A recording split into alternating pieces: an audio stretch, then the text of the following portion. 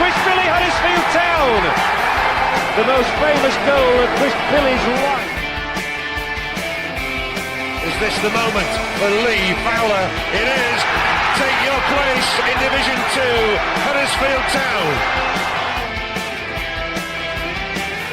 European Steve Simonson's boots now. He's missed.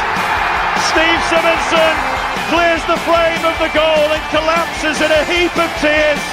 Huddersfield Town are promoted. Mustafa Schindler has a chance to write his name in Huddersfield Town legend. And he takes that chance!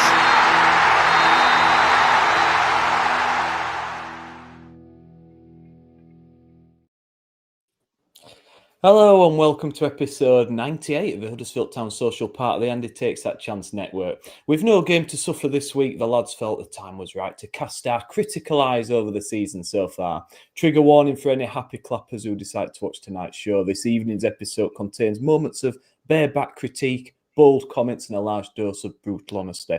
The bedwetters are going to love it.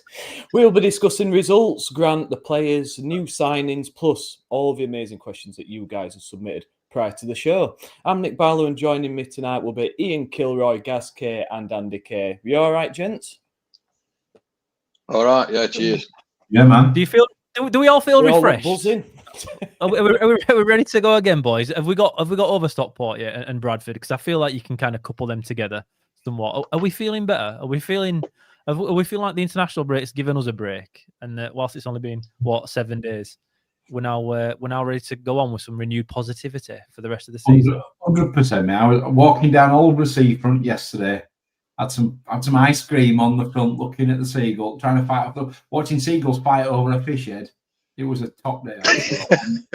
Hey guys, mine were quality yesterday. I'll get it in now that I've not told anyone just yet. But I still knock about and play a little bit, right? And our game yesterday was recorded by Aaron Asphalt on the Grassroots YouTube channel, right? I only played second half, but anyway, we were pumped 5-0 in first half, and I went on half time, and we only got pumped a little bit less, and we lost 6-0. And the highlights of that have been put on YouTube today, and it's Skeltonthorpe versus Shepley. Oh, it's not great football. It's not great quality football, boys. However, unfortunately for me, this week's going to be even worse because obviously Town play Bolton Thursday night, and my mum wants to go to the game for the first time ever, guys. So my mum will be there with us this week. And worse than that, Friday night, we've got Shelley's first team in a cup game. After getting pumped by Skeltonthorpe, who were in our own division, we've now got Shelley's first team, having them pulled out a couple of teams and reverted back to just the one on Friday nights under the floodlights. So I've got no excuse. I can't, unfortunately, watch Town instead of playing. So, yeah, it's going to be 2 batterings in a week for me. I just hope Thursday night against Bolton's a little bit better than what I had to sit through yesterday, and we'll go through on Friday. Your mum's a glutton for punishment, mate. I hope you've warned her what to expect on Thursday. Don't expect to be entertained and you'll be fine. She wants to come down to the Man City game. I'm like, nah, you don't want to see that. It's gonna don't bother with that one. But Bolton, we might be all right for. And now, to be fair though, Bolton got pumped by Burton Albion, didn't they? So maybe it'll be a dire game for two teams. It might not be quite as good. Is she bringing the pack up here? Like a flask or she's going to bring out with her. Bring some supplies. She's never been to a Town game whatsoever. So if tell her you got to bring a flask or something. It's a first game, isn't it? So she'll have to bring like a reward for it, like sweets for everybody at crowd as well. Tell her she's got to go out to the South Stand, and it's tradition that she's got to give everybody a sweet. 20,000 sweets. I'm just going to tell her she can't sit next to me because I'm not having any of that. I'll put her to the side somewhere, guys. You and me will still have a nice Thursday. Stop swearing, Ian.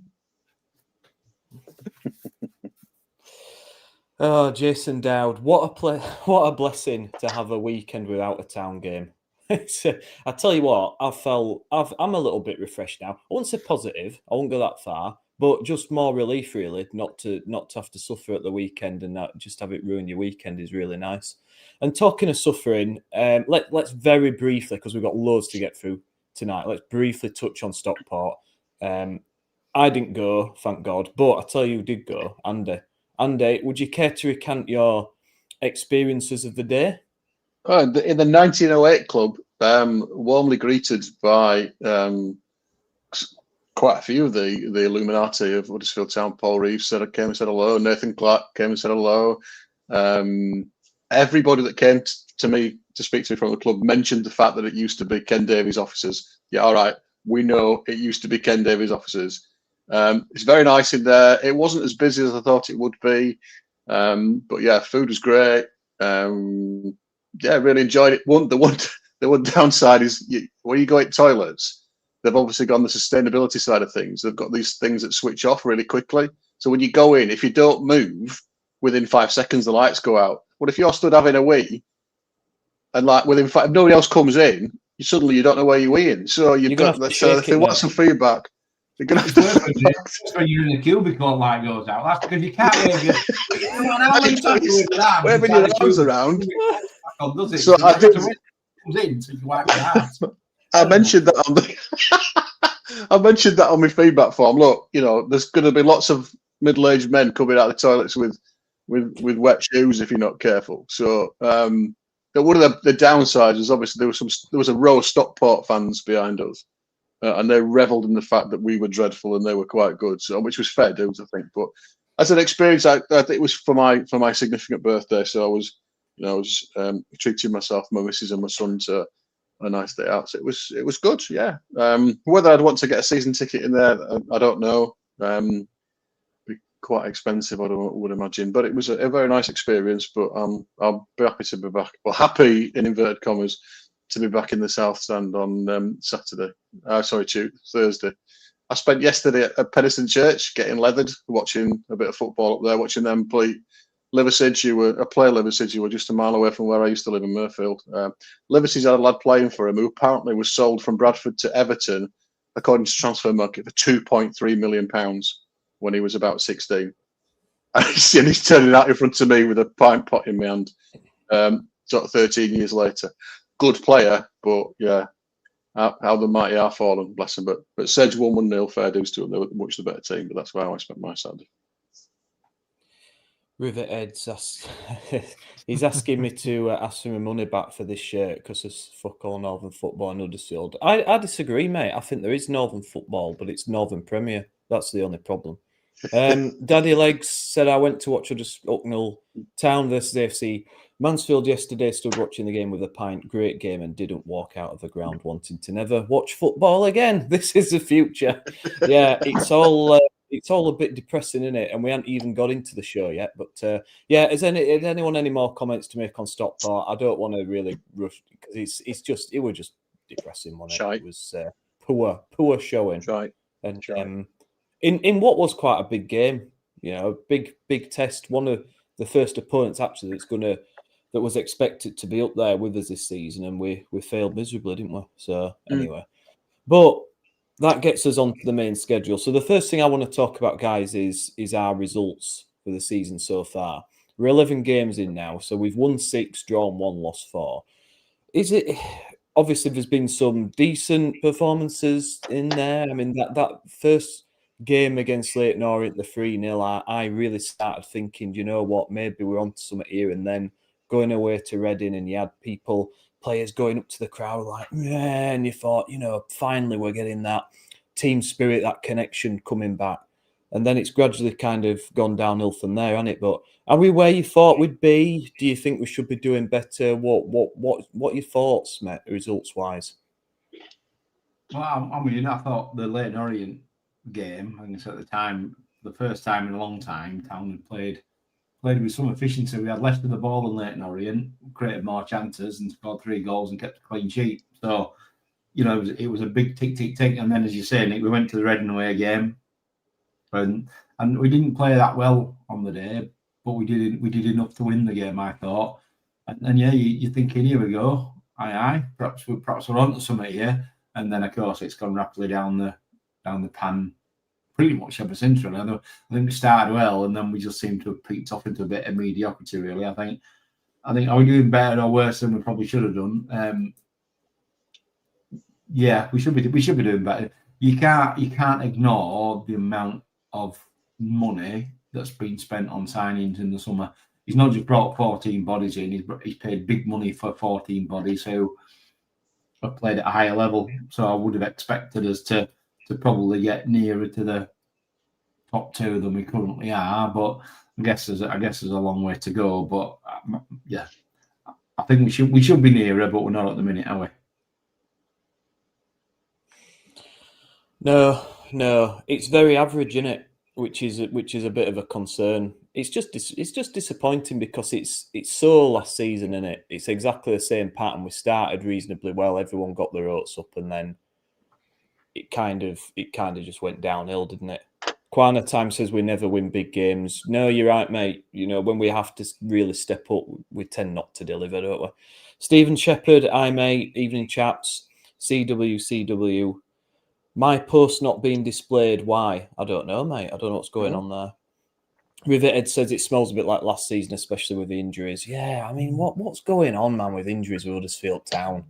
I've never known a club like it for injuries. Everyone's got them, but is it us just sign injury-prone players? I don't know. I mean, hopefully Miller, Evans, and the like will start to be coming back soon, but we need them because we're looking a bit light again. Like, it seems like no matter how much money we spend, no matter how many players we bring in, we're always just absolutely beaten to death by injuries. But let's get on to Lee Grant. This is the next topic. So Lee Grant, when he comes in, promises attacking, high intensity, full throttle football, high press, northern football, getting stuck in. Ian, has he delivered? Did in Leyton Orient game. Delivered it absolutely perfectly in that game. But then I think from then on out, it's slowly deteriorated into a place where we are now, which looks pretty predictable now we line up. And within the games, quite overly structured and not brave at all. I think that's what I see a massive lack of.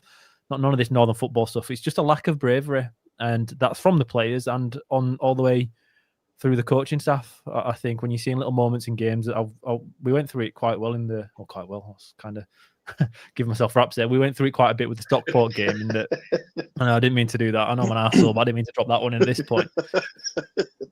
But it's about being brave in games, in moments in games, and that's what I thought Northern football was, and I think that's what the fans thought it was, and that's what the messaging was throughout the entire pre-season, and that's what we were ready for. And against Leyton Orient, where you go out and batter them, you're like, right, we're at it. Reading wouldn't really batter them, but we kind of deserved it. Yes, we're at it. A few little troublesome games at home, but we got through them, like Doncaster and whatnot. But then we've hit this recent run of form, and it's not good enough. This form isn't good enough. I think if you look at where we are, and at the beginning of the season, if somebody asked you, would you be happy enough there? You'd be like, well, yeah, if you're kicking on, if you can see a system kind of developing, if you're seeing a movement, if everybody's getting behind the team. But it doesn't feel like that as of today. And now this break might be perfect for Town. This might help us going forward. Maybe we can get it back together. There's a video gone out about working in the break, and we really are getting to work, as Lee Grant said we would after the Stockport game. But I think that's where I find myself at this point, is the results on paper. If you look at them sequentially, it's a little bit disappointing in the last 6 games haven't been great. That does include Man City and Harrogate Town, so it's a little bit skewed because of a game that either doesn't matter or is against an opposition of quality that we won't play week in and week out. But we aren't trending in the right direction. And I'm a massive believer that football kind of is won and lost upon trends throughout the entire season. And from my eyes, when I'm watching us, I feel like we did look, especially towards the end of the Stockport game, with Alfie May kicking off a bit, with Joe Lowe and Ledson and Gooch having a bit of a do, and then Alfie May shouting at Lee Grant, and we're sending a centre-back up. There was so much disconnection between the players and the staff, and therefore the players and staff and the fans that we saw at the end of the game, that this break couldn't have come at a better time for us, because I just feel like we need it more than at any other point of the season, which is ridiculous because we're only 11 games into the league campaign. I get it, but it feels like we're very much on a precipice here, even now that it could go anywhere, and the next few games aren't the easiest. And I think when we look back another 10 games from now, the next international, there'll be a November international break, and there isn't one for ages, but by Christmas, as ever, you always know. It's just, I really couldn't sit here now and tell you which way I expect it to go. I really don't know. Because I know what we want to try and play. And I'm just questioning, is this a learning curve? And are we going to get through it? But it's very much up in the air. And I think that confusion doesn't sit well with anybody. And I think that's why the fans are very antsy with it as well, in that we can't see real progression. You're seeing things fall apart more than anything else. But we're not that far off getting it right at the same time. So it kind of makes it extra frustrating. Whereas at the end of last season, I think we all knew it was done. The season was done. The players were leaving in the summer. There was no hope we were going to suddenly get it back together. It doesn't feel like that for me now. It's a long way away from that. It's just, it has to start against Bolton on Thursday night, because honestly, it's ridiculous. It's the 12th game of the season, but if that doesn't go very well, the talk next weekend will be very, very different to even what it was after the Stockport game.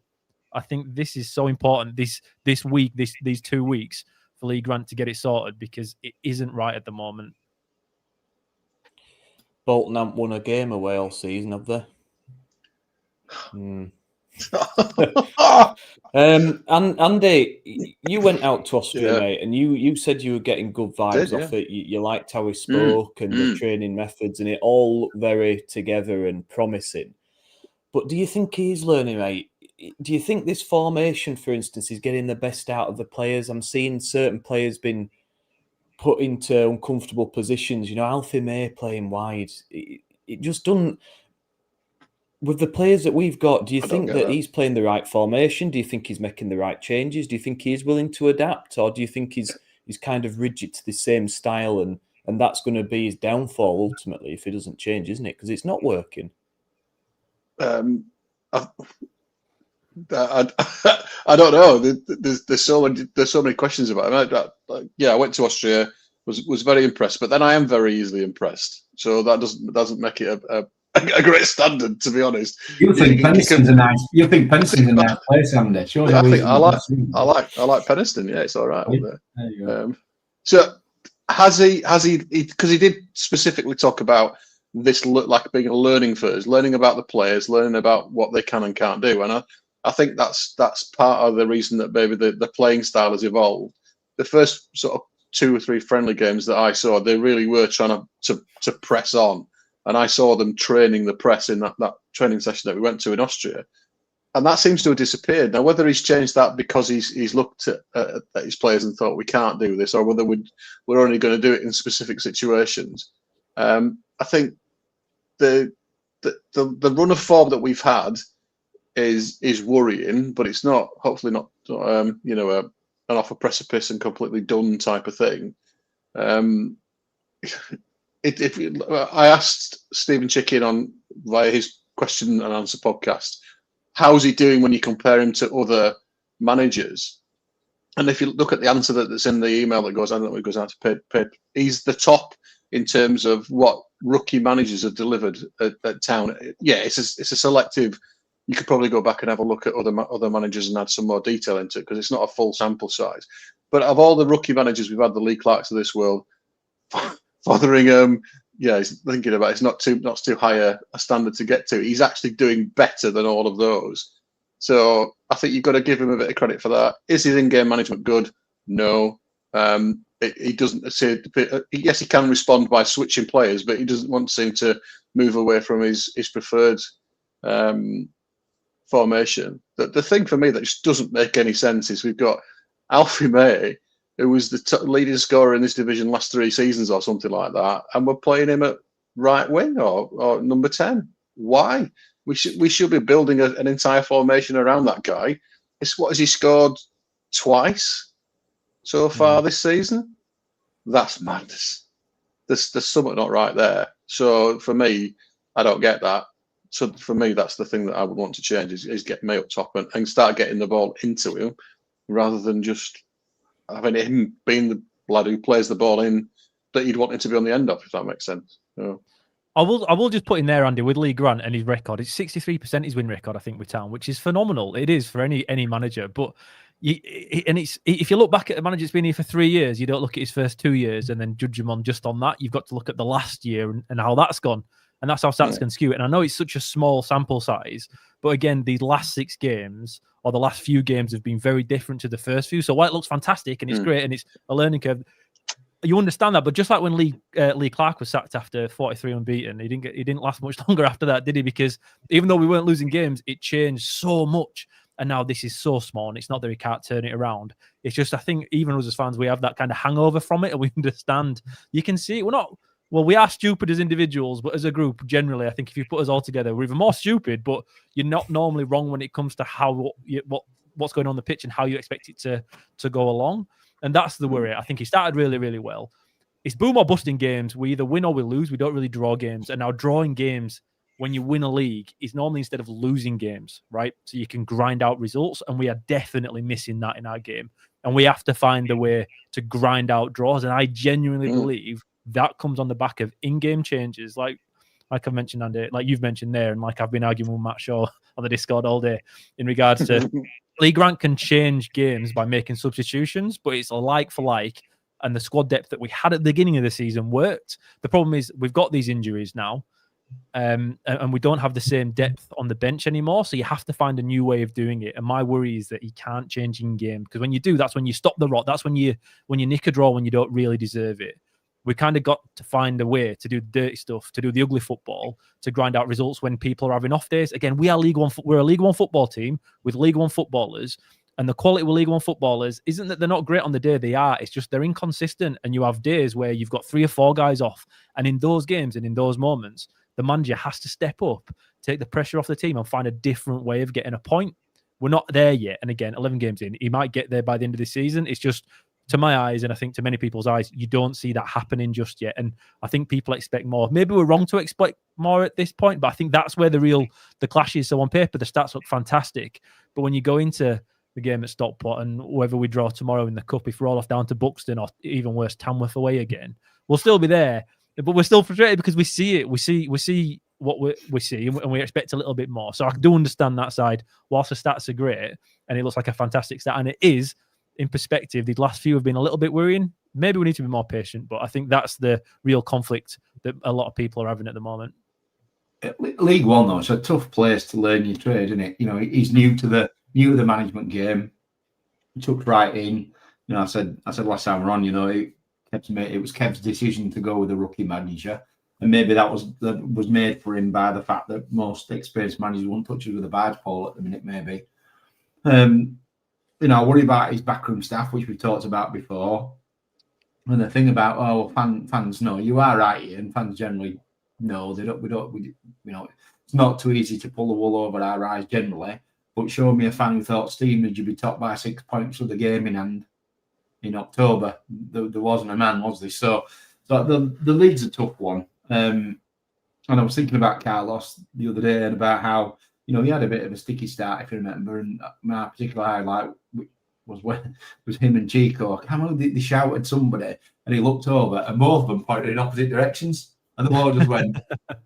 I was doing it, and I had the same worry about him, that he was surrounded by young, you know, Spanish boy band, nice to call, you know, and it's a bit like that with Lee Grant. Just when him and Carlos was a really fast learner. He'd worked in an environment where it was about tactical thinking, and it was about adapting your game to be able to eat that extra 5% here and 5% there. You know, Grant continues to talk like an FA textbook, which is my worry. And you're right, not just the in-game changes, Ian, but the ability to even set us up differently. You know, I mean, all he's doing, as you say, he's rotating like for like. So he might put a tall centre half in if they've got a big striker. It's not really, I think, what we're looking for at this level. And Carlos would change the shape in game 2, 3, 4 times sometimes, wouldn't he, during the match? And I was no fan of Carlos or his football, by the way, but the guy found a way to win. And I think if we'd been crap and taken 6 more points and we were sat close to the top 2, we wouldn't be complaining, would we? What we'd be talking about is how we take the next step and how we make sure that we build on this and improve the style. Because we're 7th, and it does feel like we're going in the wrong direction, then there is a bit of a meltdown. But yeah, I mean, if you're him, depends on stats. You know, the whole stats thing. He'll be sat at home saying to wife, "I've won 63% of the games. Love, I don't really know what they're moaning about." But we've seen it. That's the problem. We've seen with our own eyes what he's delivered up with an infinitely better squad than any of the past 4 or 5 town managers I've had to work with. That's the thing we mustn't forget. I've got a question for you. I've got a question for you three. Do you think, looking where we are in the table at the moment, it's a fair reflection of how we've performed up until now? Because normally you'd sit there and go, "Oh well, we were good in that game, but we dropped points there. We should have won that one, and we didn't." Do you think are we 7th? I'm going. I think where are we exactly at now? Do you think it's a fair reflection of how the games have gone this year, or do you think we're lucky to be where we are, or do you reckon we're underperforming, overperforming? Do you see what I mean? And in regards to the results that we've managed, how do you feel like the games have gone? I think. Go on, Andy. You can't argue that any of the defeats were not deserved defeats for me, particularly the one at Bradford. The Amateurs Stockport deserved to beat us. Who else have we lost to? Blackpool. Bruce did us with a game plan, and what was the other one? Barnsley. I was sat in Tipsy O'Turtles on Cyprus and tipsy myself. But maybe you could argue if Goodman doesn't try and kill McGoldrick and doesn't get sent off, we get something from that. But that it is what it is. We got deservedly beat there. So the losses, none of them were undeserved. You've then got to look at the wins maybe and go, right, okay, were any of them smash and grabs? And I'm thinking, so Leyton Orient wasn't one. Doncaster, we rode out the storm. Who else? I can't remember. Is there anyone that you think you're walking away thinking, shit, we got lucky there? Peterborough, maybe I wasn't at the Peterborough game. Thought Exeter for that, Andy. I thought Exeter for that because we had about 23 shots. We all skied them, apart from one the hardest one that went in. But if McGuinness don't miss that absolute sitter, and they had a perfectly legitimate goal disallowed, which I still don't understand how that was disallowed. That could have easily been a draw or a defeat. I'm with you, Nick. I think the Exeter games, I think the Peterborough and I think the Doncaster games could have all been draws, and I don't think we'd have complained too much. I think we should have beaten Burton, and I think we performed enough. But what I mean, why I asked was, I think that shows you where the feeling in the fan base is as well. It's not just the points that we've got on the board; it's that we've had a few games, I think, where we've come out, we've been clinical, and we've won. And there is that's really good when you're chasing promotion. Of course, it is that when you're not at your best, you dig it out and you do win. That's fantastic. But to me, I think that's another thing that people look at, the actual performances in games. Whilst we've won out as victorious at the end, there's been moments in games that we haven't where we've not been great, but there's been very few where we've lost, yet I feel undeservedly so. And that's just another warning sign that we've got to try and arrest, because like you say, guys, it's that setting it up as in the beginning of the game that's a real issue at the moment. And I think that shows that very well. I think, to me, I think we are where we deserve to be. I think it's about right for the level of performance. I thought the first game against Orient was a good performance, and unfortunately, I was hoping that would set the standard. You're not going to win every game, but what you are expecting when you spent that amount of money on decent wages for players of that reputation is that we will be more consistent and we will give everybody a game. And like you say, Andy, those away performances have been awful. We've been completely outclassed in those. Certainly all the Bs, haven't we? The Blackpool, the Barnsley. We didn't start well in that game, even before. Obviously, they went a goal up even before Goodman got sent off, and then Bradford were just a joke, wasn't it? So, look, I think do you think part of the problem is communications from the club, setting unrealistic expectations, saying, I don't know if anybody specifically said we're going for promotion, but surely that has to be the aim. But Grant coming out saying, look, I'm gonna, we're gonna be this, that, high press, we're gonna be great, we're gonna be proper Northern football, get stuck into it. And then when people watching it and actually not seeing that play out, even when we're getting results, like you say, Ian, it's not been convincing, that it's not been entertaining for the most part. We're starting to slip back into having 2 or 3 shots on goal a game.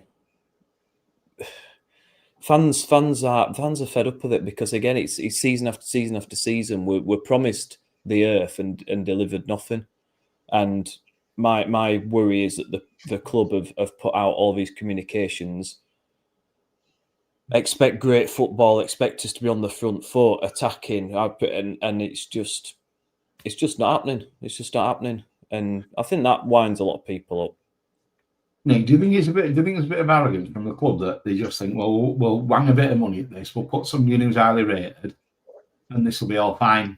It'll all be fine. These players are good enough to win the league, because nobody's talking publicly about promotion as far as I know. But I can tell you, there's no way on earth Nagel spent all that money and expects to be in the playoffs. Yeah. He expects automatic. Never mind playoffs. He expects automatic. Do you think it's a bit of arrogance on the club's part, or do you just think it's naivety? But we're 4 years into his ownership. Was his 4th season? 3rd season? 3rd and a bit in it. I think there is. I think there is a bit of that. Sorry, Andy, I'll let you go in a second. I think there is a bit of that. Sure. Yeah, but the problem is money doesn't guarantee you anything, does it? Especially in League One. You look at the teams that's up there at the moment. Who is this? There's Stevenage, there's Wimbledon, Lincoln, Bradford. Cardiff, the thing that they've all got in common is they haven't spent a lot of money, but they're bloody good teams. They play as a team. They've got managers that know what they're doing. They work hard for each other. They know exactly what each other's roles are. They're all play sort of what you deem to be classic League One football, getting stuck in, aggressive, pace on the wings, getting crosses in, big guy up top. They're all... I think we've got this ideology in our heads of we're going to do it different because we're Huddersfield Town. We know best. We're going to play this really nice passing football because we've spent money, so these players should be good enough to play this nice tippy-tappy football, and we're going to blow teams away because they've all been intimidated coming to Huddersfield because we're a big club and we can do it better than everyone else. Well, no, we can't. That's the evidence of that is we're still here 2 seasons in, and it's going exactly the same as last season. It's going to end in disappointment, and I think everyone's got to kind of have a bit of a rethink and look at how we're playing. Is this going to work? Is this going to get us playing this way out of this division? And on the face of it, the answer is no. Well, you can look at what Warnock does every time he goes into a job, right? It doesn't matter what the players were there. He always gets more out of them, and he looks at the division that he's in. Apart from Aberdeen, I mean, that didn't work too well last time out, did it? But generally, no matter where he goes, he's got to work with the guys that are there. But I think it just shows you that the system that the manager decides to play is far more important than the individuals. I just think you get more. That's the most important part to get right. And now with you, I think we've thought, right, we'll go out, buy these guys in. We have got an inexperienced guy, but if we buy the best players in, that'll be enough to get us top 2. And I think at the moment we're finding out that it isn't. I always thought this wouldn't be a 1-year kind of thing to get promoted, even with bringing in the likes of Alpha May and whatnot and Ryan Ledson. But because when you change full units, like our entire defensive unit is pretty much man different than what it was last year. Because I can't even count Sorensen as being the same player because he's a world away from what he was last season. The chances are on you hitting on every single signing that you make, not just as their own ability, but as a group. When you put a group, oh sorry guys, I shouldn't have gone there. As a unit, when you put them together, you're no guarantee that it's going to work until you try them, and then you've got to change it and adapt it and tweak it a little bit, and it does take a little bit of time. So the expectation that it would have been right from day one, I think, was unrealistic. But then we are probably all more experienced on that, being Town fans for the last 37 years for you, me, Nick, and 60 years, Andy, for you. We probably know a little bit more than some of the people 55 that are not making these decisions. Sorry, Andy. 50-5. All right. But no, I think that's where it comes down to, and it doesn't matter what. The thing is with football, which is really confusing, I think, for new owners sometimes when they come in that you can spend so much. I mean, look at Man United in the Premier League. You can spend millions and millions and millions, but if it just doesn't suit, it doesn't matter how much you spend on the players. It doesn't matter how good those players are in the system that they were in previously.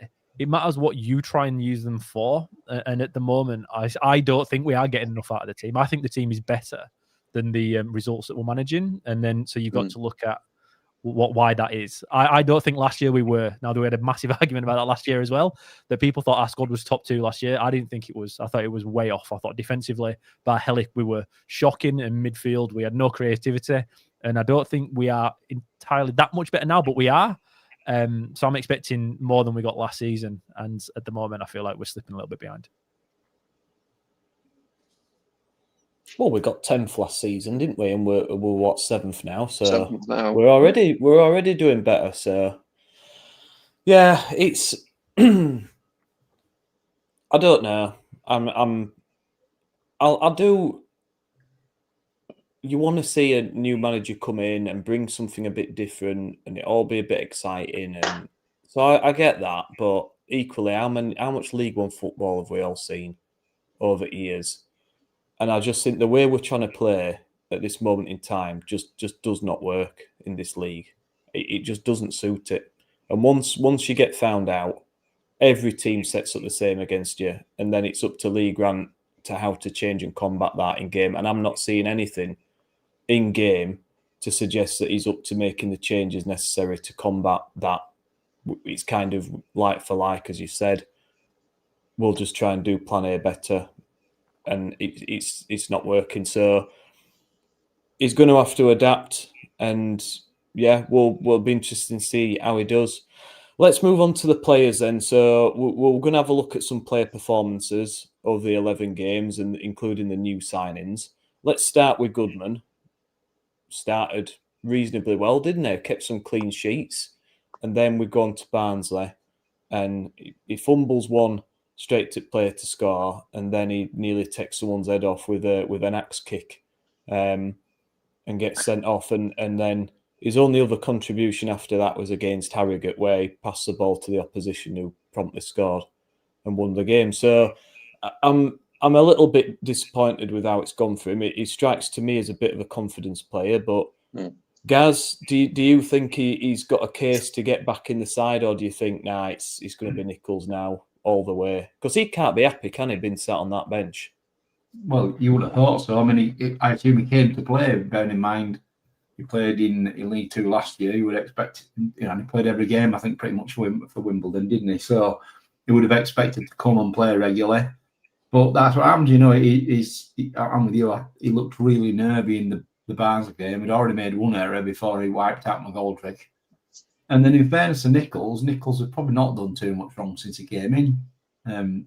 Played well. I was surprised Nichols played the cup game at Harrogate when Goodman was available. I would have thought Goodman would have come back in if he was planning to run with Nichols in the long term.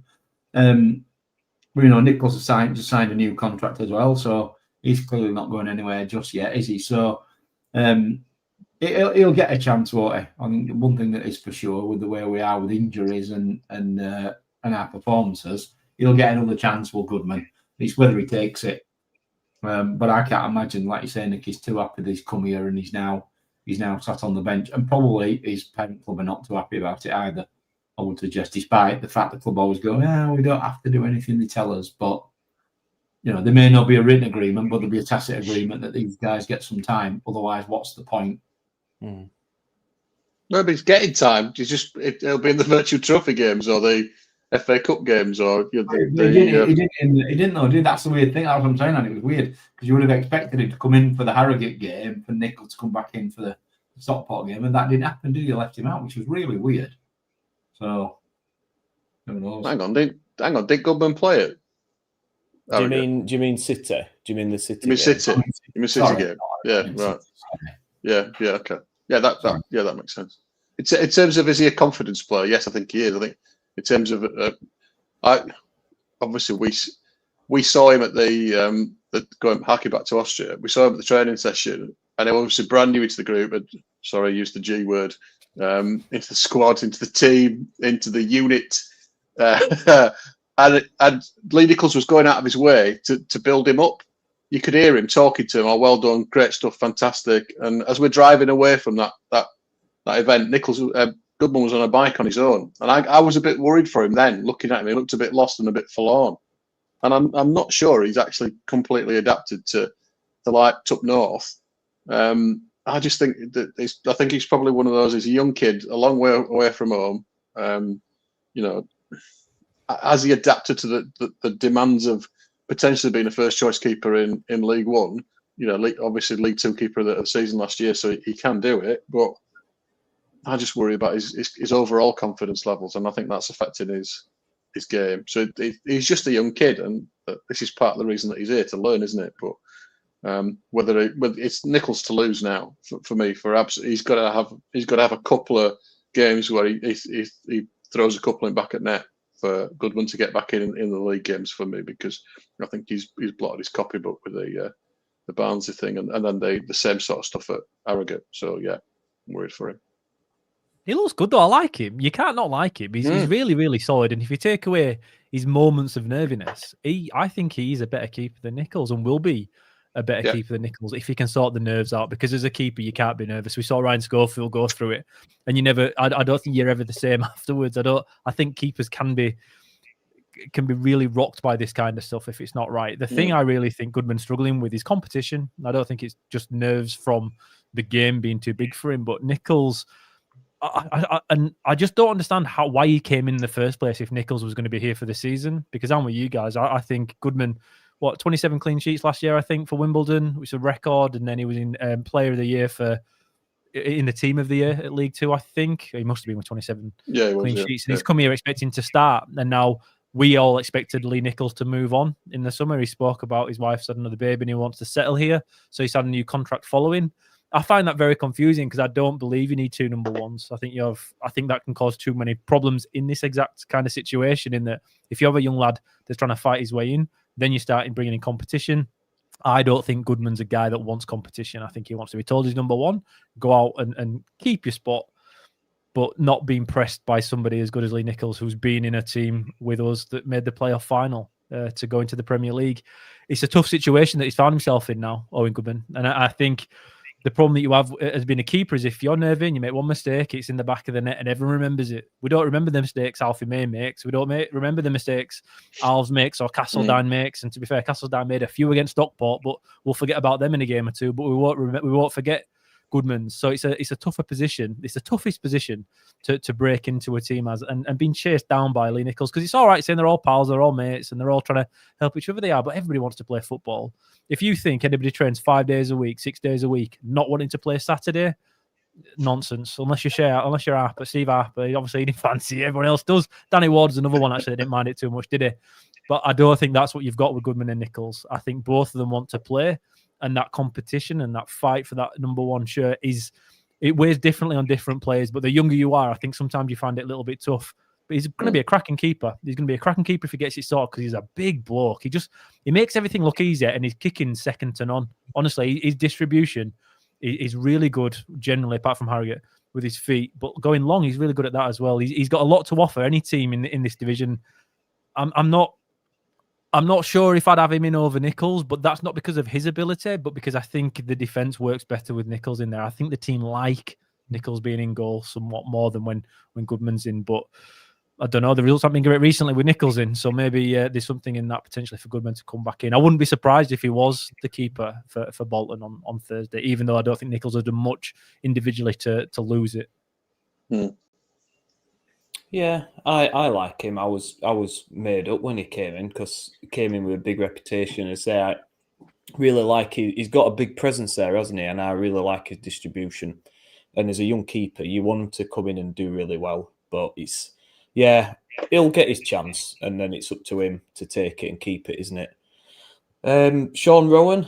So again, come in. He played every game for Lincoln last season. To me, he's been solid enough. I think he struggles with pace down there. I mean, he got absolutely roasted with Nerville at Bradford. He could not cope with him at all. But on the whole, I think he's done all right. I think he's a decent prospect, and I think he's one of those players that needs regular game time, and he'll grow into the season. I think he got that injury early, and he's kind of been catching up a little bit. But Ian, have you been impressed, mate, or do you think he's still got work to do? I think he's probably been I've been most disappointed with him of the new signings. I expected a lot. I did, because he played every minute of every league game for Lincoln last year. But for what? Why is it everyone we sign from Lincoln needs a year to sort himself out before they get going again? It seems to be. It's not that far, is it, to Lincoln to here? It's only an hour and a half drive. It's not the best of drives actually. It's a bit of a pain, but it's not that far. But for whoever comes, Sorensen took him a year. Now he's doing all right. I think Rowan struggled somewhat because he kind of played as a left centre back, I think, in a back three for Lincoln, and now obviously we're playing as a four, and I don't think he's ideal for a centre back in a two pairing, and he's not fantastic at left or right back, especially with the way we play in that we're expecting to have possession. We need two fullbacks, in my opinion, to go high, like Sorensen and Ruskin. Rowan doesn't give you that. He won't give you that. There is very much a player there. Pre-season, I thought he was great. I thought I had him down as probably best signing of the year, bar Alfie May. But I've been somewhat disappointed. Maybe the injury, like you say, Nick's softened him somewhat, and he needs to find his way back into a little bit of form. But I expected more from him. I'm just hoping he can get it together over the next few weeks. He's not the first and last that'll get roasted by Nerville though this season, is he? So I'm not sure you can hold that against him too much. And actually, I think he's a bit of a victim that one of the few things Lee Grant has worked out for himself is that Ruskin's a better left back than he is a left winger. So, and the way Ruskin plays as a left back is probably more suited to how Grant wants to play. than Rowan. So I think he's probably a bit of a victim, really, of the fact that Ruski's managed to avoid injury and Grant's managed to work out that he's actually a left back, not a left winger.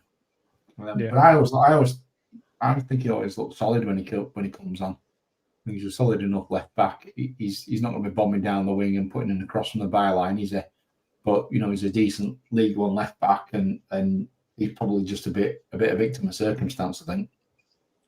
Mark Harrison says it'd be good if we switch to a back three for that left centre back role. I mean, could we switch it to 3-5-2, maybe, and have him playing on that left side? Andy, do you think he'd be better there, or? I think he's better as a centre back. Me and Killer watched him when in that first Emily pre-season 30 minutes, and he looked absolute class. But yeah, obviously up against a different standard of opposition. But I think I'm right in saying he was playing like a centre back that day rather than being a left back, and he looked just so at home, so much time. Relatively not the same strength of opposition as he'll get up against in League One, obviously. But he looked quality there. But defensively, he's okay, but he's for me a bit of a disappointment. I don't doubt the lads' work ethic, because that was a big thing that came across when they were doing all the the videos about how hard he works and how much he wants to improve himself. So I get that, but yeah, it's not been a great start for him in my view. Josh Feeney. I love him. Fantastic player, honestly. You really absolutely. Do you know what? When Bolka comes in and people call him a Rolls Royce defender, Josh Feeney will be more of a Rolls Royce defender than anybody else in this backline. I think he's fantastic. You can tell the quality that he's got. And now he's an experience, so there are moments in games where he makes mistakes. Against Stockport, he were found wanting quite a bit, although I do put that down to the way Joe Lowe played that game and a few issues that I have with the way he plays, which we'll get onto shortly, I imagine. But Feeney looks like a proper ball-playing centre-back, and we don't have anybody else that can do that. There are, again, limitations because he's young, and as centre-backs normally take a little bit longer to come through, don't they, to bulk up a bit. 19, 20, 21, you get a bit bigger upper strength as a bloke, and I feel like he'll do a lot better when that does happen to him. But his positioning is really good. He's deceptively quick. Like, he doesn't look totally fast, but he rarely gets burnt. And he's clever. He's the brains of a centre back, and you always need one guy playing. Especially if you've got two lads, one of them needs to have that footballer's brain, and I think he's got that with enough athleticism to take him quite far in football. And like I say, when he came in from Shrewsbury, we didn't expect too much because his season there last year on loan wasn't great. But then again, you're playing for a team that are under the pump all game. It's very different when that's the case. He is. I think it's no coincidence that when he plays for Town as a centre-back, and the stats back it up, I can't remember, up until the last couple of games, we only conceded one goal or something when he'd started at centre-back. We don't concede very many goals when he plays. And again, with your defensive unit, not group, it comes down to how many goals you concede, to me, to say if it's working or not. Not just the eye test, it's how much you actually concede at that part of the field. When Feeney plays, just like when Herbie Kane plays in midfield, we are so much better. He has been, for me, probably the most surprising good signing this year. Yeah, and let's go on to Joe Lowe then, Ian, because certainly looks the part, doesn't he? He's a bit of a beast back there. To me, I've not been massively impressed though. I think he's been a little bit laboured at times. Some of the goals we've conceded, to me, he probably could have done a bit more and been a bit stronger at times. His heading is okay unless it's from a set piece in an attacking sense, in which case it's terrible. But again, he's still young and he's certainly got potential. Gaz, Andy, I mean, you obviously you've got the shirt behind you, mate. On show, Team Joe Lowe. So you're not going to say anything negative at all, mate. I know that. So I'm going to balance it with Gaz because he always finds a negative in everything. Guys, what are your thoughts? Because it's a bit of a weird one for me. I don't know how to think really on this one. I think he looks the part, doesn't he? I mean, he's got the physique. But it's weird. For such a big lad, he's not the greatest in the air, which I found a bit of a surprise. I thought he'd be a lot stronger in the air than he is, and he has a habit of backing off, and I think that will show massively in Stockport's second goal. We had two absolute piss poor 50-50s. The ball breaks and he backs off from halfway in his own half. But he's not. The backing off in itself isn't an issue. He doesn't seem to use it as an opportunity to close the distance. He keeps the same distance and backs off at the same. He's going backwards as fast as the bloke's coming forwards, which I find really strange. So they were so far away from him, guys. You can go backwards, right? But you have to get in contention so you can't shoot. But he's about 20 yards off him going backwards and backwards. He's nearly next to Nichols. He's just, you've got to get close enough to stop an intern shot, but he's so far off him. It's not quite Van Dijk's technique, that one, is it, guys? No, I'm not. You're going to come on about Watmore, I guess, in a bit. But for me, Watmore and Feeney are our best centre half pairing. But obviously, Lowe's played quite a lot of football, and and I don't want to quote my mate Mr. Kilroy, but as my mate Mr. Kilroy keeps pointing out, we can bind him off for that big brute, didn't they? What's his name? That's at what do they call him with all the tattoos? The Luton guy. Yeah, bind him off for Sonny Bradley at Christmas time. So I guess that. And they went on to have a really good season. So, yeah, like the lad's done fine. I don't think he's a terrible signer by any stretch, is he? But I'm not sure he's found his feet yet, and he's probably not delivered what we thought he was going to do. It were a necessary signing, though. I think, like when players are saying, when fans are saying we need to get a big striker up top, I think you need a big unit of a centre back. There's games where you need him. Absolutely. The problem you have with big centre-backs like Joe Lowe is unless they are a perfect all-round game, they're not in League One, they're in Premier League, right? So if you get him, he's going to be very one-dimensional, and there's going to be things that you can't let him do because of his size. Physicality-wise, he's going to have weaknesses. That's just the way it's going to be with him, and that's fine. That's what a good manager then accommodates. What does me with Joe Lowe? What really upsets me with him is not his passing out from back, nothing like that. It's fine. It's good enough.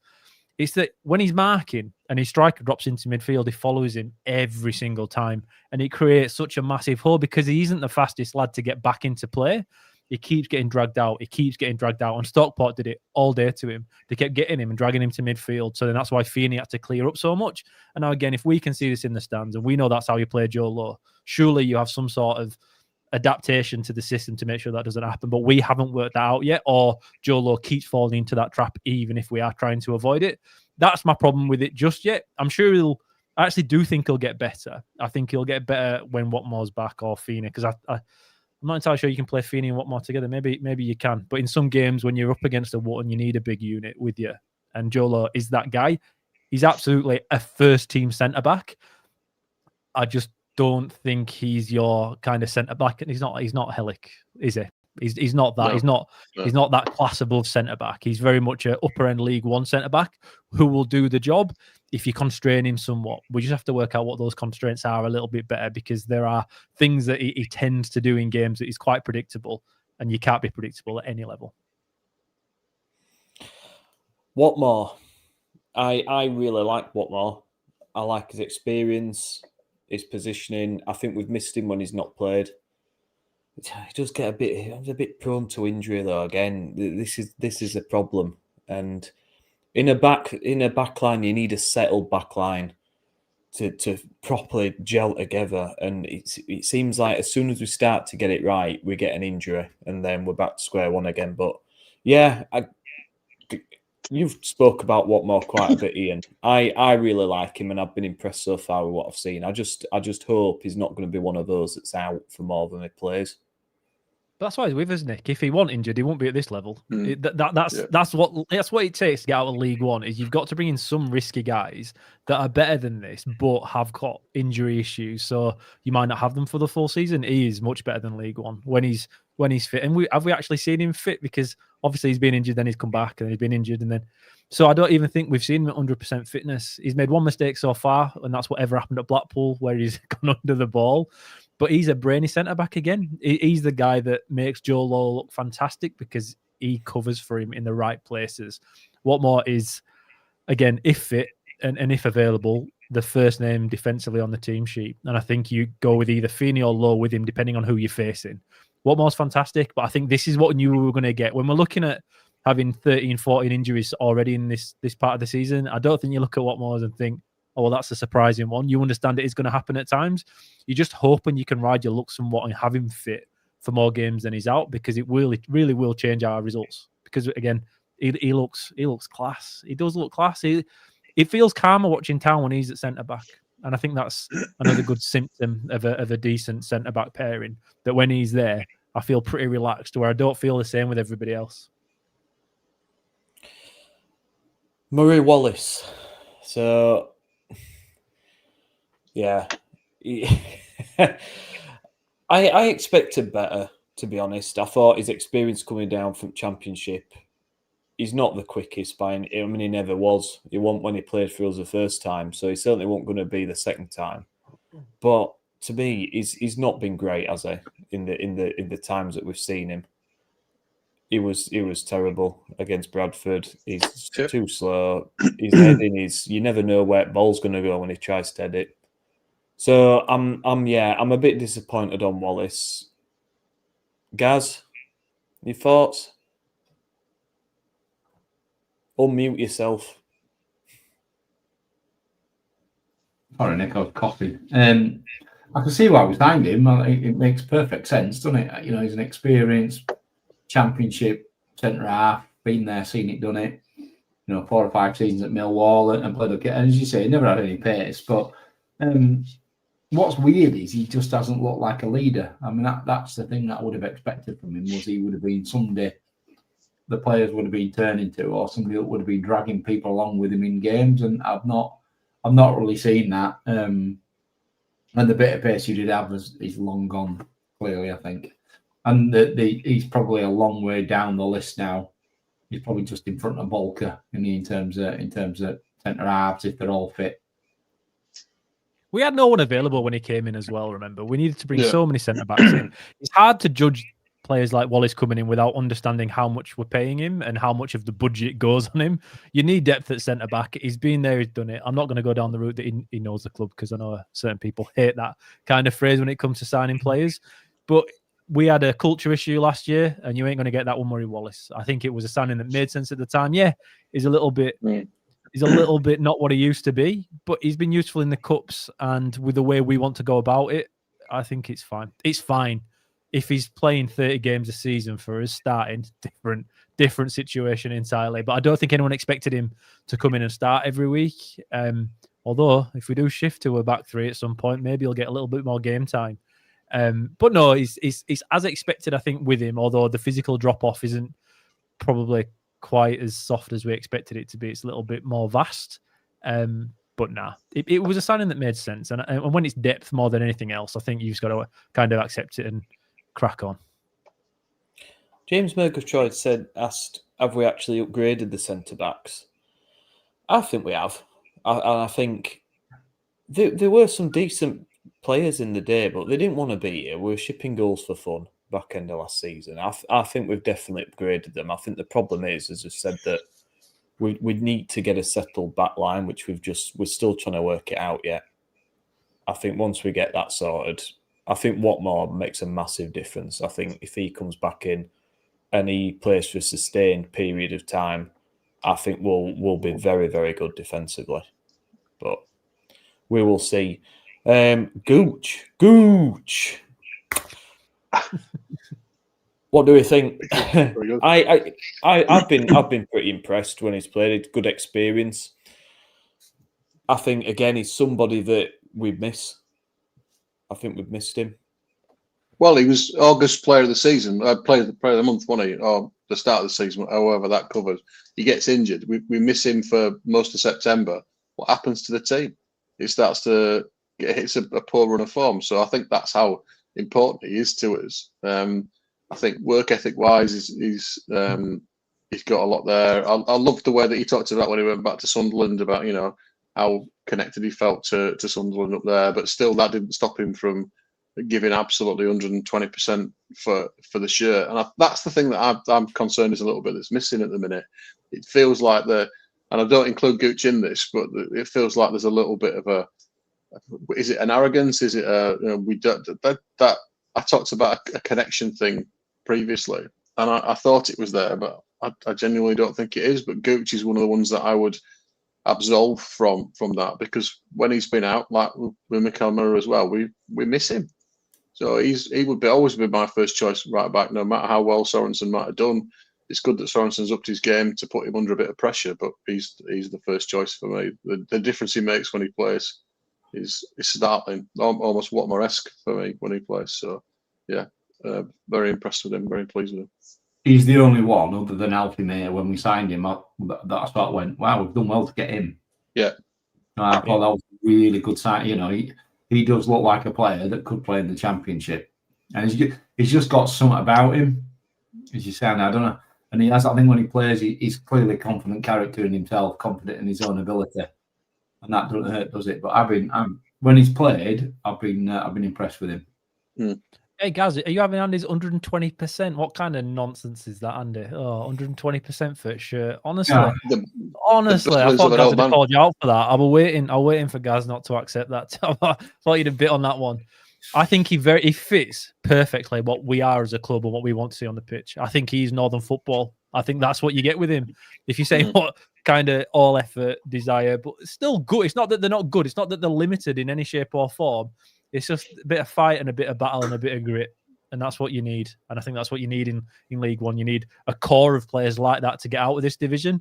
And he's fantastic. I think he's great. It's still the wrong sub bringing him on for Sorensen on against Stockport. Totally wrong decision, that one. So I thought Sorensen were doing really well. And we're actually ripping to shreds. So Andy, I'm not entirely sure if I'd have him in every game over Sorensen, because I think these games against teams where you kind of have to be on the offensive, or these moments in games where Sorensen's going to be the better option there. But he's great. And he did drop somewhat after the injury. He's not quite what he was, like you say, in August. But no, I love him. I absolutely love him. I think he's a perfect. We've seen a few more like Gooch. A few more Gooches. One Gooch is not enough for anyone.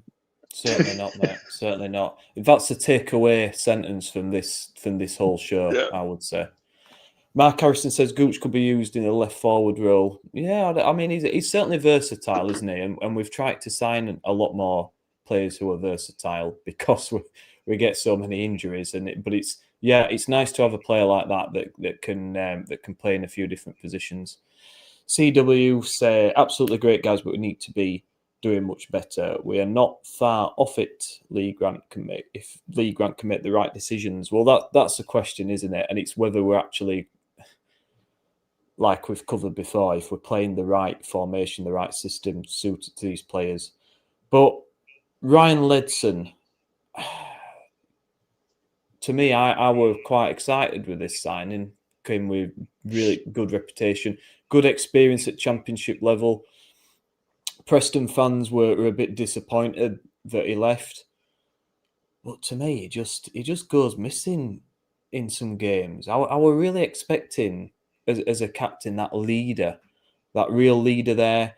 You know, giving it some on the pitch, getting into players, right, come on and grind it. And to me, some of his passing's been really good. Some of his deliveries into the box have been good. But there are too many times where I've been looking, I think, I've not noticed Ledson at all for ages. And not in a good way. Andy, I don't know, mate. Maybe I'm. Was I expecting too much? Maybe that's what it is. But I am a little bit disappointed. So I was expecting a midfield enforcer, and I've not seen that. He hasn't clattered into anybody. Hasn't, Did he kick Max Power uphill and down Dale at Bradford? No, I'd have wanted him to, but he didn't. Probably couldn't get near him. But that's the bit, the element that's missing for me. In the defensive midfielder role and giving it to somebody else, you probably wouldn't notice him too much for that. Herbie Kane's been doing like the quarterback stuff, firing the crossfield passes, and Ledson keeps it more simple. For me, the bit that's missing is that ability to just nail somebody in a tackle and get the crowd going because of it. And that I haven't seen that. Now, whether that's happened in the games that I've not been able to see, and I'm being unfair to the lad, probably not. He seemed like a good lad in Austria. It seemed like, he was really proud that he was elected captain, and he was, took it as a huge responsibility. I don't know whether there's something missing for him here, whether it's not quite what he thought it was going to be, but there's just something that's not quite there for him. And whether it's the physical side of things, I don't know. But whether he's scared to, because he has had an injury, has been injury prone, whether he's scared to take that risk, I don't know. But I've been underwhelmed Probably, yeah. If I'm going to be honest, I think I would have expected more. But I liked the Ledson that was in front of us at Reading, giving it the come on. That's the sort of captain that I think we currently need, and we haven't seen that. You know, even like at Exeter, it struck me when the players came over to say like thank you to the travelling away fans. They stood on the 18-yard area. You just won 1-0 away from home, a massive long trip away from home, and there was no real energy about it. There was no, come on and get in there, and that's the stuff that will build a bit of momentum. It's a little bit anonymous for me, and I would expect my captain to be leading that, and I haven't seen him do it. Sure, but he hasn't done it. I haven't seen him do it, so I'm a little bit disappointed. Isn't it weird though? Because we had that, Andy, like you say, at Reading, and that's not 2 months since. So what has happened? No, where's that gone? Where's that gone? Yeah, it's weird, isn't it? It's weird. Don't Marcus Harness, Ian, another one that I've been massively disappointed in so far. To me, all he does is cut inside and lose ball. He's had a couple of times where he's assisted stuff, but I'm really disappointed because again, this is someone with a wealth of championship experience.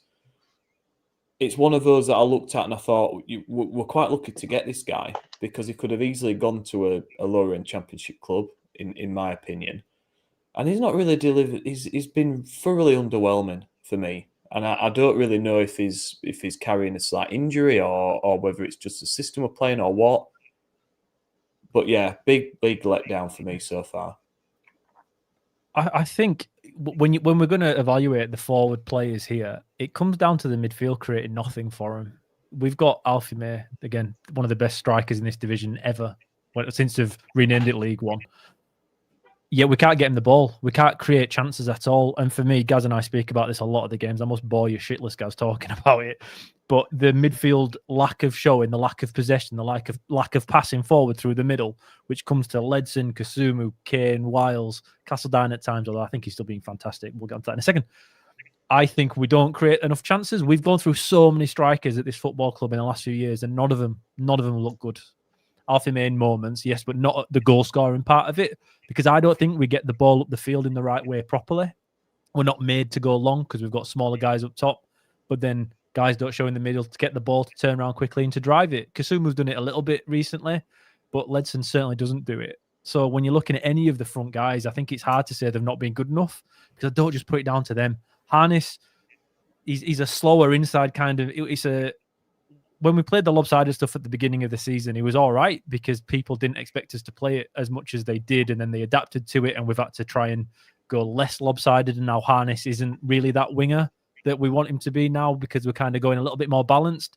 He's got to have more to offer. But then, it was only last year we were playing as a 10 at Derby and doing it. They loved it. They thought it was great. So we've got to find a way of getting the ball further forward, I think, to get more out of the guys up top. But there's got to be more to come from Harness. When he's good, he's clever. He's a clever, slower winger, and I think that's less exciting than somebody like Ruskin, where he's on fire and he's going past people down the line. It gets people revved up. But you need the little intricate passing, and Harness can do that. We just have to get the ball up there. We just don't. Or when we do, Alfie May's 10 yards behind him because he's had to go back to link the play up first. I think it's really tough to explain how an individual player's performed when we're not actually getting the ball in the right places to let them succeed. And I feel like Harness definitely is one of those guys that's really become a victim of that. He's way more effective 20, 30 yards further. Was it the Doncaster game where he got the ball, did what he normally does, rolls inside, but suddenly found 2 yards of space and just played a beautiful ball in between centre half and full-back for Wiles to run on and score?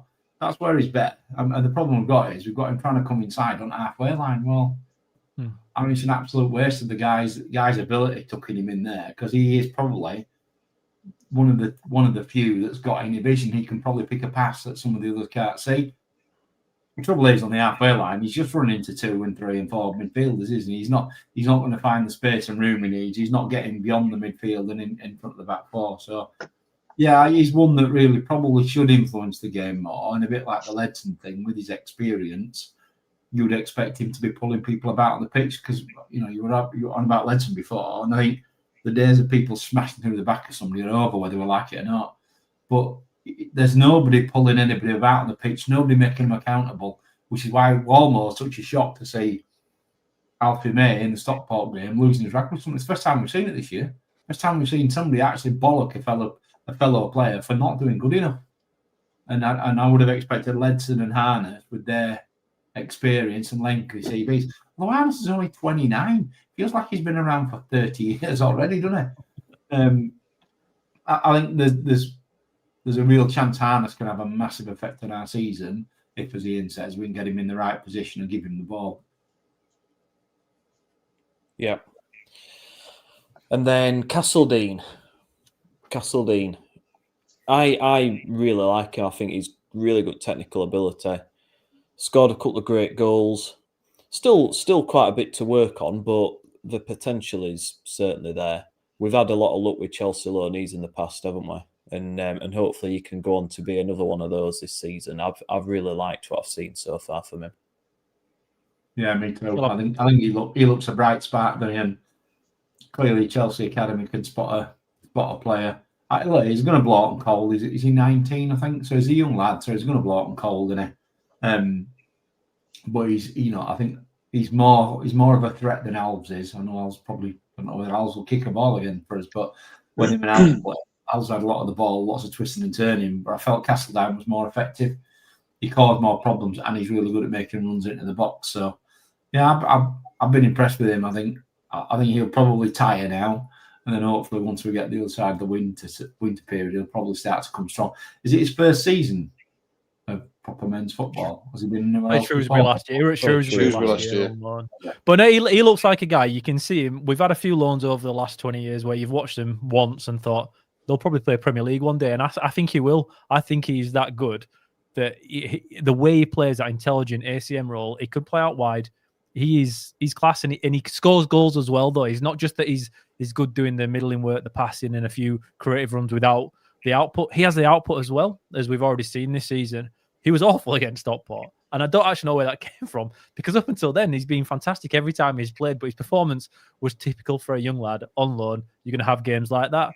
He will have a very good footballing career, and we're quite lucky, I think, to have him because he's really, really good. He's really, really good. He's that good that we have to find a way of getting the most out of him. And even me, who absolutely think Ben Wiles is okay, he's just good enough for us, right? Castledine should start over him in that 10 role, because I think when he's in that 10 role, we look much better. And he can create things for Alfie May. So no, I think he's been a great addition to the squad. And I'm looking forward to seeing how it kicks on. I think, like Gaz has mentioned there, I think he will kick on quite a lot between now and the end of the season if he gets game time, because he's class. He's absolutely class, and I don't think any Town fan that's seen him play would have anything but good things to say about him. Yeah.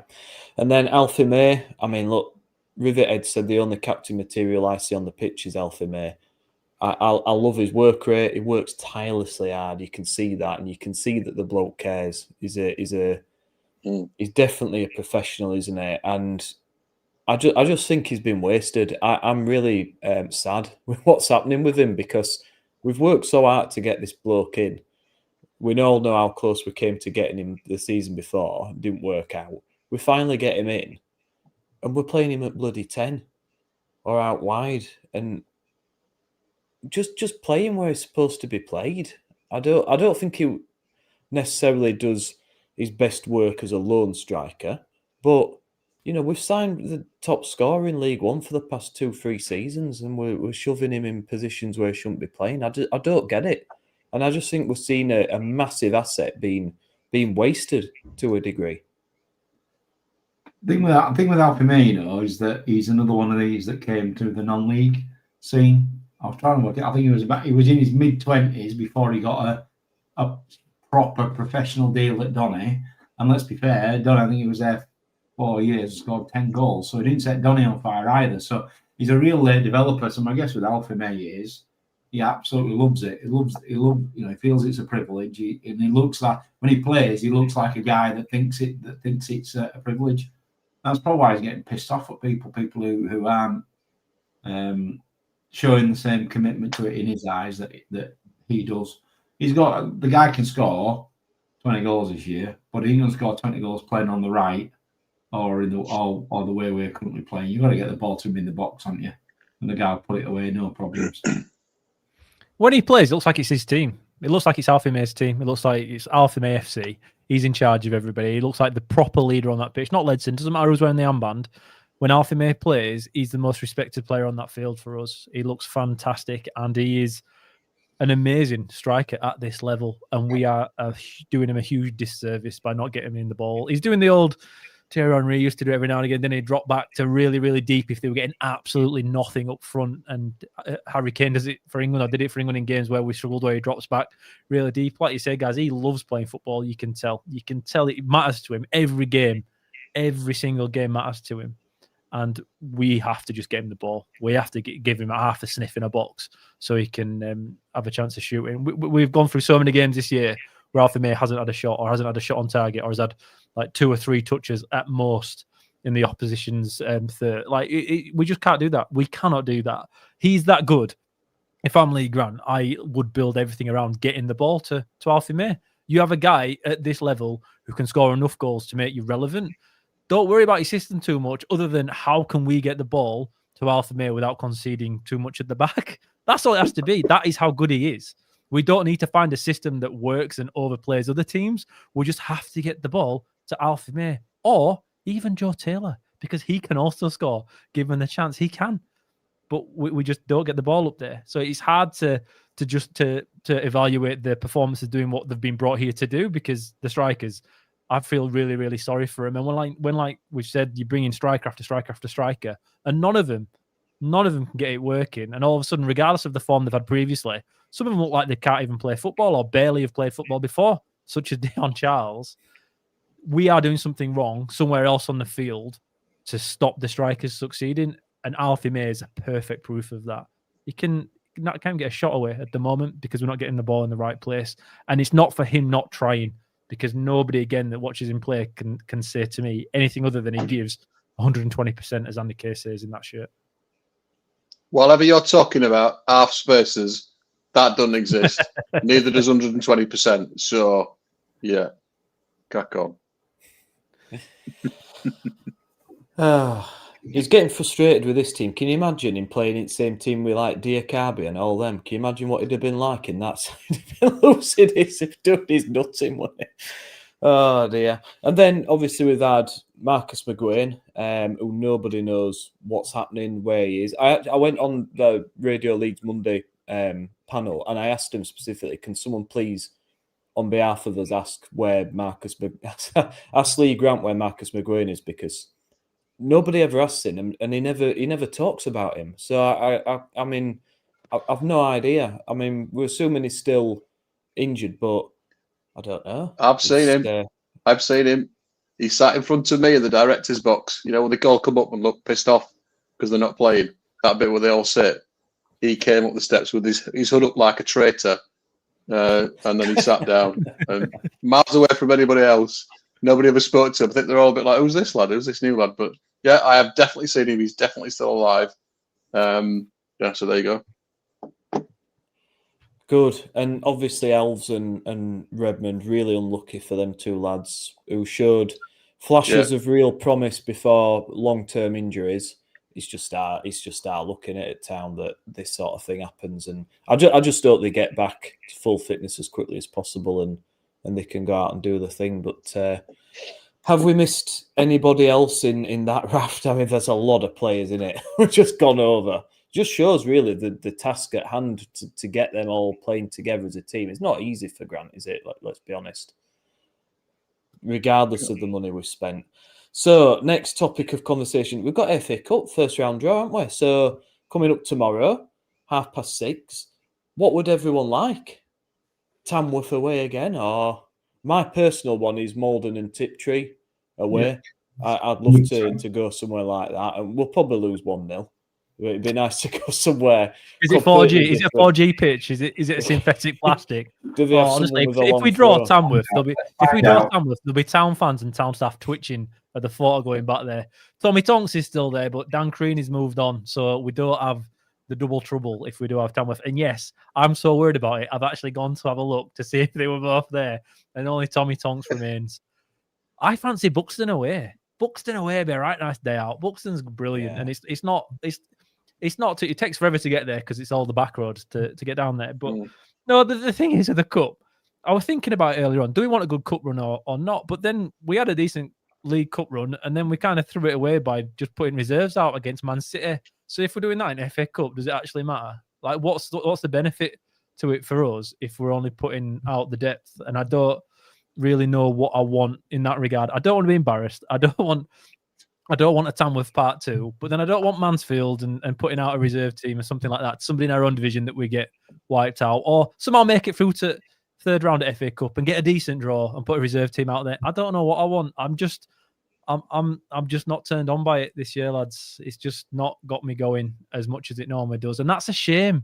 That is a shame, and I think that's a new thing based upon how we're approaching it this year. And I know it sounds silly because we beat Sunderland, we beat Leicester by putting out reserve teams.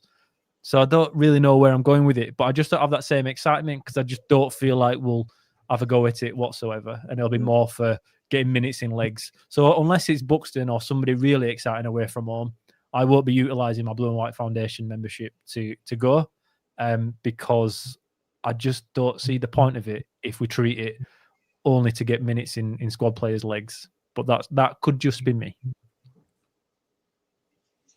Barnsley at home, because I didn't get to go to Barnsley at home because I was on my holidays. So I want another 3-mile trip. Or I'd like Halifax Town away so we can have the Ken Davey derby and wreck his pitch for him. But yeah, I'm a bit like Tamworth fills me with dread because I was there. I was in that away end. But yeah, it's all a bit meh, isn't it? Really, I'm with you. We're not going to win it. Stop being miserable, man. It's FA Cup, innit? You got to look forward to it. I know. What's wrong with them now? What's wrong with them now? Well, good news, Ian. Malden and Tiptree have got a grass pitch according to ChatGPT. Oh, it is. So that'll make you happy, won't it? That'll make you happy. But yeah, I'm with you now. I like Malden and Tiptree because I'm never likely to go again, am I? Let's be fair. Or, as you say, Buxton. Probably Buxton is. We'll get about 200 tickets, won't we? So it'll be a proper bum fight then. So, yeah. I'm to be honest, I don't really matter because we're going to play a B team either way, aren't we? Whoever we get drawn, it's going to be a B team because old king of rotation, Mr. Grant, that's how he likes to roll with the cup games. Yeah. Mark Harrison, Weston-super-Mare away. Jed Robinson, Welfare Colliery away. I think the theme is we all want to go away to someone a bit different just to make it remotely interesting. But we'll probably field out a B team membership. So, But come on, it's FA Cup, innit? The magic's still there. The magic of the FA Cup. Let's keep that magic going. The last thing before we get on to all the questions, and I'm conscious we're already well into nearly an hour and a half. We're going to have to start moving along. We've only got 50 questions to get through. But before we do that, what's your predictions now? You've assessed, 11 games in, it's a reasonable barometer of how we do it.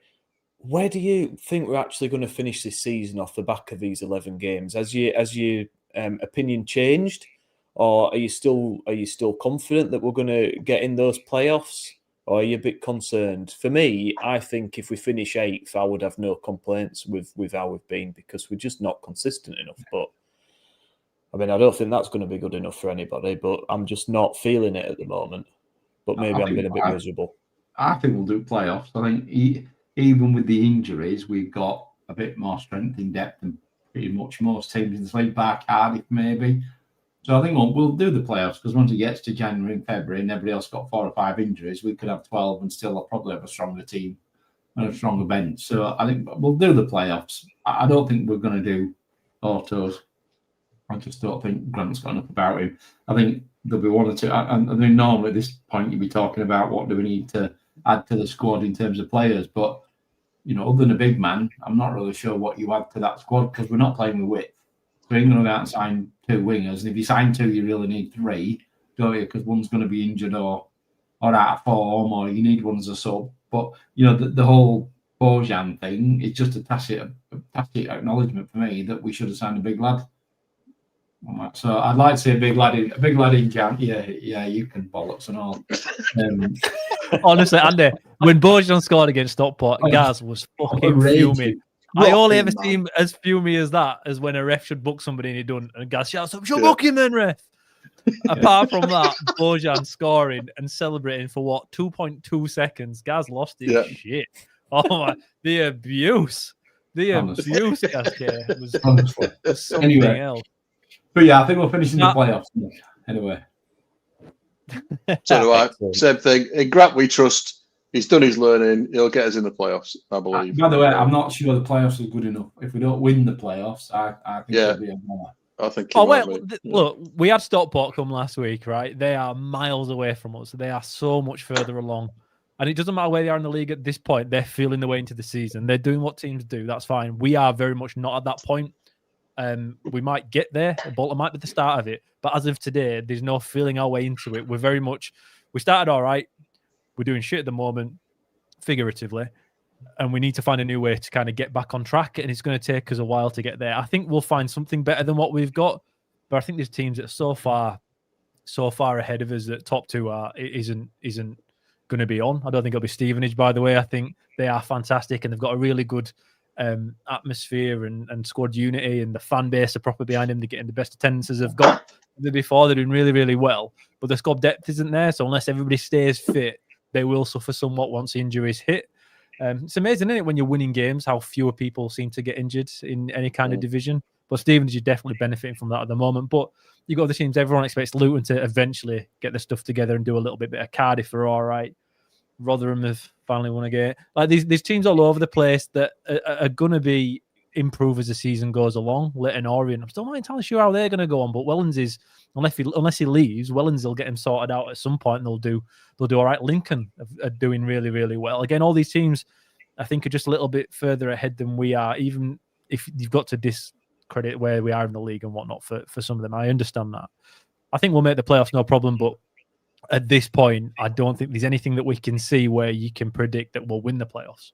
I can't see that. I don't see enough of it. In games where there's high pressure, Barnsley away, Bradford away, Stockport at home, we've been nothing but shite. It's not that we've been not quite at it, we've been shite.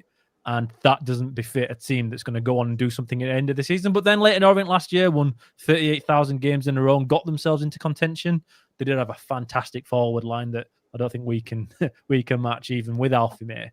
But no, playoffs will make. It's just for now, looking at it, it looks like to me a semi-final defeat in the playoffs just yet, unless we can get something together, because we're not there just yet.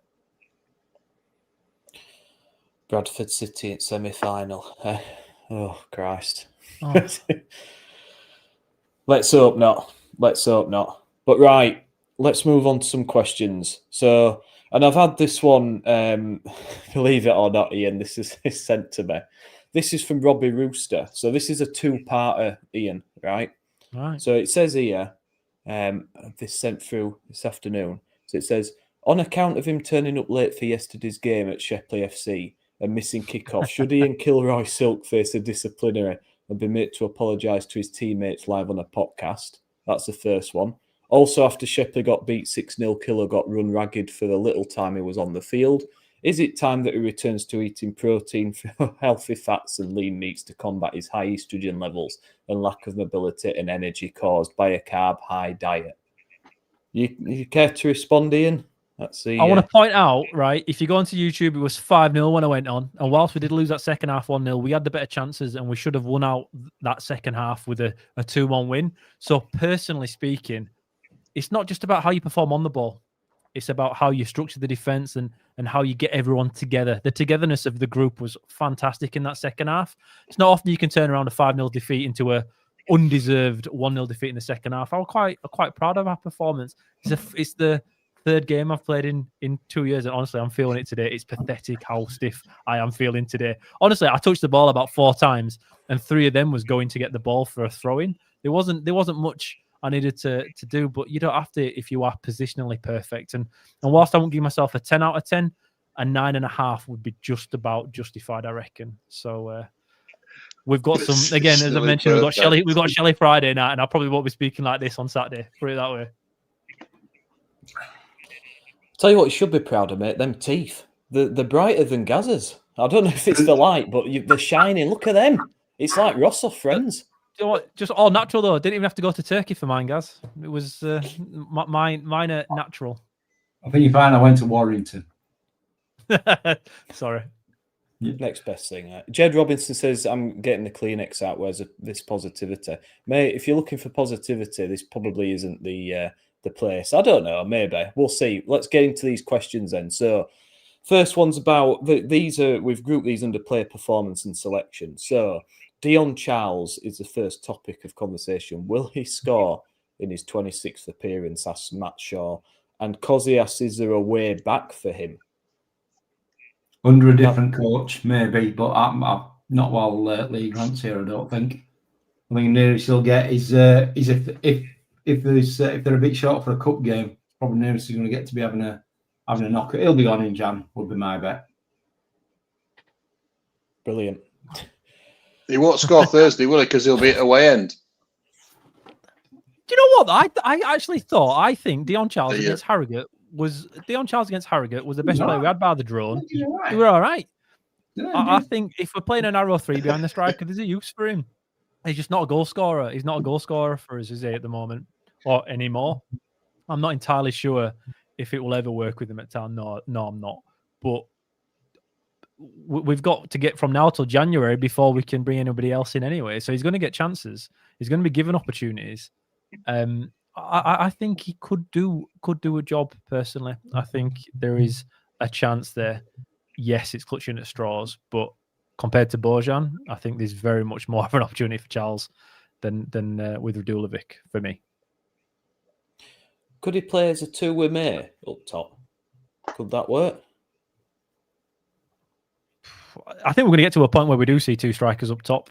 I think we're going to have to, because without a big lad, you have to try and find something else. And May isn't working on his own in this Grantist style football, so you're going to have to do something different. And I think it will be two up top. So I think there'll be a chance for Charles and May at some point. So we will see. And I'm interested to see it this night. I think we need something different up there, and that might be a goal. But until we see it, who knows? Next one concerns Gaz's favourite Bojan from Terriers 25. Should he be given a start to change up play? No. Silence. Says it all, doesn't it? Silence. You're a good header, though. You're a good goal, good header. Yeah, all right. I cannot believe after all that money we've spent that bloke's anywhere near the first team. I just, and of course, because he scored a goal and he wasn't as shite as some other people who were on the day, you've now got people on Twitter saying, well, perhaps we should let him. But let me see. Oh, he's rattled you guys. Well, you're a deal because Gaz can't rattle. He's got him rattled. Look at him. I still can't believe you said it. We should celebrate it around you. Good luck. Hey, listen, good luck. I was pleased he scored for him. I'm pleased he scored for him because, I'm sure he works hard in training. I'm sure he's a good lad. But that's the problem with some of these young coaches, these FA experts. They get swayed by work rate and effort in training and adherence to instruction beyond performance in a match day. The only thing that matters is how they play on a Saturday. And you've got a lad that, for me, shouldn't be anywhere near a League One football team. He's living rent-free in your head, Gaz. Start He's looking for me, that's what I say. It's not personal. I'm sure he's a lovely fella, man. There's nothing personal. To be fair to him, he bugged me off as well. That 1908, I turned around to the Stockport fans that were behind us and said, "This fella's an absolute human crisp packet. He'll do nothing." And he goes and bloody scores, doesn't he? So it makes my punditry look absolutely dreadful. Well, you know a lot about football, don't you, fella? Because he just scored. But he was of all the players that were knocking about, he was the one that was having selfies and signing autographs before and after the game. He was the only one that went and did it. So fair dues to him. He wasn't making love hearts or anything, but he was willing to front up and have conversations with the fans, and they were all kids that wanted autographs. But fair dues to him. But still, I don't think he's quite what we need. So again, I think he'll be another one that'll be gone in January. But we thought that last year, didn't we? And he's still here. So yeah, I like Bojan. I just wish he were good. But Kasumu Vost pivot. Would this midfield pairing work better? Some Terriers 25 has asked again. Kasumu and Vost. I mean, I just don't see a world where Ledson isn't picked. Can you? He started every game, every league game for us this season. He hasn't played any of the cups, I don't think, and he's played every league game. He is Grant's first man on the team sheet. I don't think it works. I think we need a lot more out of him. He just, like I say, the thing to watch with him is when our centre backs get it, it's your midfielder's job to just move a little bit away from their marker to be open so they can receive the ball quickly and either play it first time out to somebody out wide or turn inside and start progressing through the middle. Ledson doesn't want that. We don't want action, wants none of it, not interested in it. He tries to kind of hide sometimes behind his marker. If he's done it, guys, we were watching it, we were talking, we were counting it out against Stockport, how many times it happened. Then it were 3-4 times in a row where Joe Lowe would get it or Feeney would get it and Ledson wouldn't show for the ball at all. We need something different in that midfield too. I like Kasumu's drive and I like Herbie Kane. And I think if you're having two midfielders for me, it's those two. Just like last year, we worked best with a weaker team when it were Wilesy, Kane, and Kasumu and Cass in that midfield three. And again, you can pick apart that individually the weak here, but whatever, as a unit, it worked really, really well. Ledson at the moment, he's okay with Kane, but with Kasumu, it doesn't work too well. I'd like to see Kasumu and Kane back. And does Voss do what Kane does? Not quite. Does he offer more than Ledson? Maybe he does, you know. Maybe he does. Whenever we've seen him in a League Cup game or a Virtue Trophy, he's never looked poor. He's never stood out for not being great, has he? Voss always looks serviceable. I think he's close to earning a chance at starting at defensive central midfield as a double pivot if we do persist with that system. I think he's, of all the young lads, never mind Jace Way comes on and does all right, Ashia does okay in patches. I think Vost has probably been, for me, the better of all the young lads. It's just when you're in that role, it's a lot harder to stand out. But I tell you what, I don't think many of us can pick a fault with him. I think he could be quite useful and deserves a shout at some point. And Aidan G's asked about Alfie May. Do you think he'll score over or under 12 goals this season? What a great number to pick. As it stands, I think it's under, unless we change our playing. And if we change our playing to actually feed him, rather than rely on him, he's got a chance of getting over. But it entirely depends on the system that he plays in. At the minute, if nothing changes, under, which is a massive disappointment. Do you know what? I'd say if it is under, I don't think Lee Grant stays the season. If Alfie May doesn't score more than 12 goals this season, we've got big issues. Unless Taylor suddenly scores more than 12. I think you can probably pick that, really. If May got injured tomorrow, would Taylor come in and whatnot? We have to have a striker that gets 15 goals or more, I think, to have a successful season. I don't think this team is built to have goals from everywhere. I think you have to have one guy, that figurehead, especially to drag you through those games in November, midweek. You need that guy that's a flash of inspiration, that moment of genius just to bag a goal. Alfie May is that guy, but you're going to have to get 15 goals plus from him. Under 12 this season won't even go as well as we're predicting at this point, I don't think. So I'd say more over 12, maybe in desperation than actual analysis. I think if you've had a striker that's been top scorer in League One for 3 seasons and suddenly scoring under 12 goals for you, serious questions have to be asked about the manager and the tactics. Because it's certainly not on that player's ability, is it? He's proved it time and time again. Jed Robinson's asked, is Grant too data-driven in his decisions at the moment? Well, I don't know what it is, Jed. I don't know if he is one of these progressive young coaches, but I mean, you've got a player right in front of you who's a proven goal scorer, and he's playing him at 10. I don't get it. There's no logic to that at all, is there? Your striker's there to score goals. Put him in the best position so he can score goals.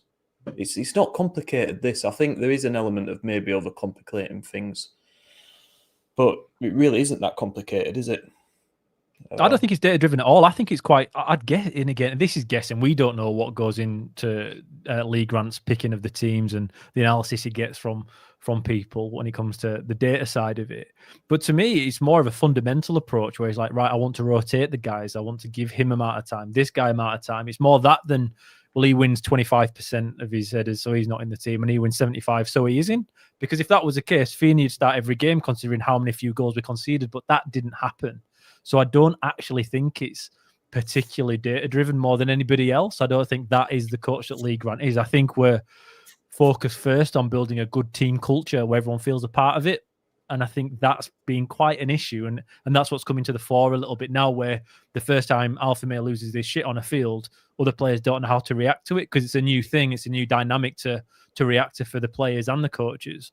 Again, that's another reason why I'm interested to see how we go Thursday, because I think it feels like up until now has been some sort of a weird pre-season and they've kind of been testing things out. And okay, honeymoon's over, as we said that after the Bradford game, and then Stockport's kind of like an encore of that. This now, Bolton, restart. Let's crack on again before, like you say, the next international break, which is only, 2-3 games away. This really is a very short but concentrated patch of games when it comes to importance. I'm really interested to see how it goes, but I don't think it's a data-driven thing. I really think it's more of a building team culture more than that. Whilst of course will bring data into it a little bit, but I don't think it's that personally. But I've been wrong before, and I may be wrong on this one.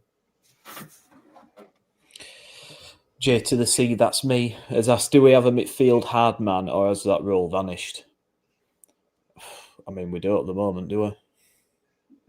I think Kane's tried. No nastiness, is there? Kane's tried, hasn't he? He's tried to injure a couple of players, but then injured himself in the act of doing it. So I would suggest that they would. It's not for the want of trying, but yeah, they're just not physically up to it. So yeah, I don't think we. I think I would have thought Ledson would have been that guy. That was his reputation. You know, he did Elphick, didn't he, in a challenge, and that's the sort of player I was expecting. And as I said before, it hasn't appeared. So I don't think we've got one. They've also asked, is it possible to have creative players like Roberts, Clayton, Hamill, Pilkington again? I'd love to have more creativity and someone to get us off our seats. I mean, Miller, to me, Mikel Miller, I really like for that because he's quite direct, but he just never plays. We haven't had that for a long time, have we? Let's be honest. No. I hope it comes back. But this is what brings people in to the ground. This is what gets supporters watching, young supporters. And how boring, like for a kid, if you're watching Town for the first time, some of these performances we've seen lately, is that going to encourage you to come back and watch again? It's not, is it? So I think we do need more of those players. Whether we'll get them or not, I've no idea. Well, I think we probably had them, didn't we, with Alves and Redmond, but they've both got bits hanging off them. So, you know, they were the creativity. Castledine could be creativity. You could argue that, but we haven't got anybody else. It's all on Castledine shoulders for creativity in the team for me. Mark Harrison's asked, what does Town need to improve most performance-wise? Score more goals, concede less. Getting the ball, just creating good chances. I'm with you. I think like Redmond and Alves came in to be that kind of high and direct wingers, and I think that's what the first thing we've got in January to get will be those kind of guys. I like having three narrow ACMs behind a striker, but you have to be able to change in games. You have to be able to do different things against different opposition. We're very one-dimensional now because of not now, but we've been one-dimensional this season because of the players available to us. We need to get the ball up top. I think defensively, it's harder when the ball doesn't stick. We can't, when we're in trouble, get the ball up the field to a big man. It sticks up there and relieves pressure. We don't have that ability within. It really is that getting the ball up to the final third that'll make a difference. And there's different ways in which we can do it. And that's down to Lee Grant and Bridge Wilkinson and the coaches have got there. I don't know how much McShane will offer too much in Harry. But we need to get the ball upfield. And until we can manage that, this season will go no better than it has done at this point, because we're just miles off at that. I think that's the biggest difference. I just love, as somebody mentioned there, Van La Parra. That's the type of guy you need in this team. That's what you need. Somebody who can get the ball on the halfway line, bez it 40 yards upfield and just drag everybody else with him. We don't have a person to do that. The best we actually have is Kasumu, who does it from deep, and he's just not in the right position to start and finish it off.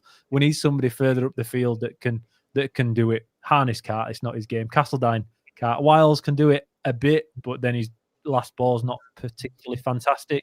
Not that Van La Parra's was, but he was electrically fast. And he just always kept people, as DTS once said, keeping them honest. That's what that raw pace can give you, and that drive. That's what we're missing. So we've got to find out some kind of way with the guys that we have between now and January to make that happen. I just don't know what we've got available. Could Ashia do it? Maybe he's not direct line fast, but he's got a bit of direction. He's got a bit of drive. Maybe there's an option there for him to do it. But we definitely need something anyway. As my laptop falls to the desk, that's what that bang was.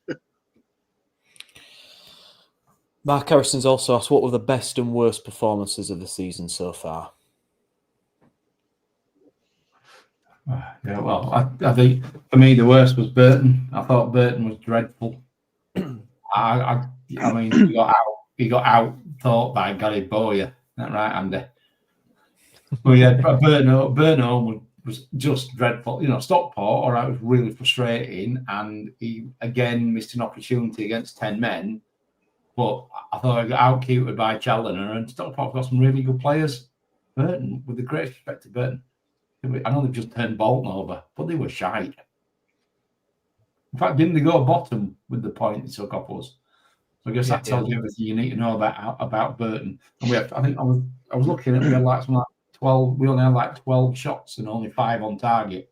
We've got to be better than that, and that's the problem. That is a perennial Town issue. Is that when we get these games at home against struggling sides, we just never seem to be able to put them to bed, do we? Yeah, I can't look past Bradford. You'll take some convincing to me that anything worse than Bradford for the occasion as much as the way that we played. Just like a bottle.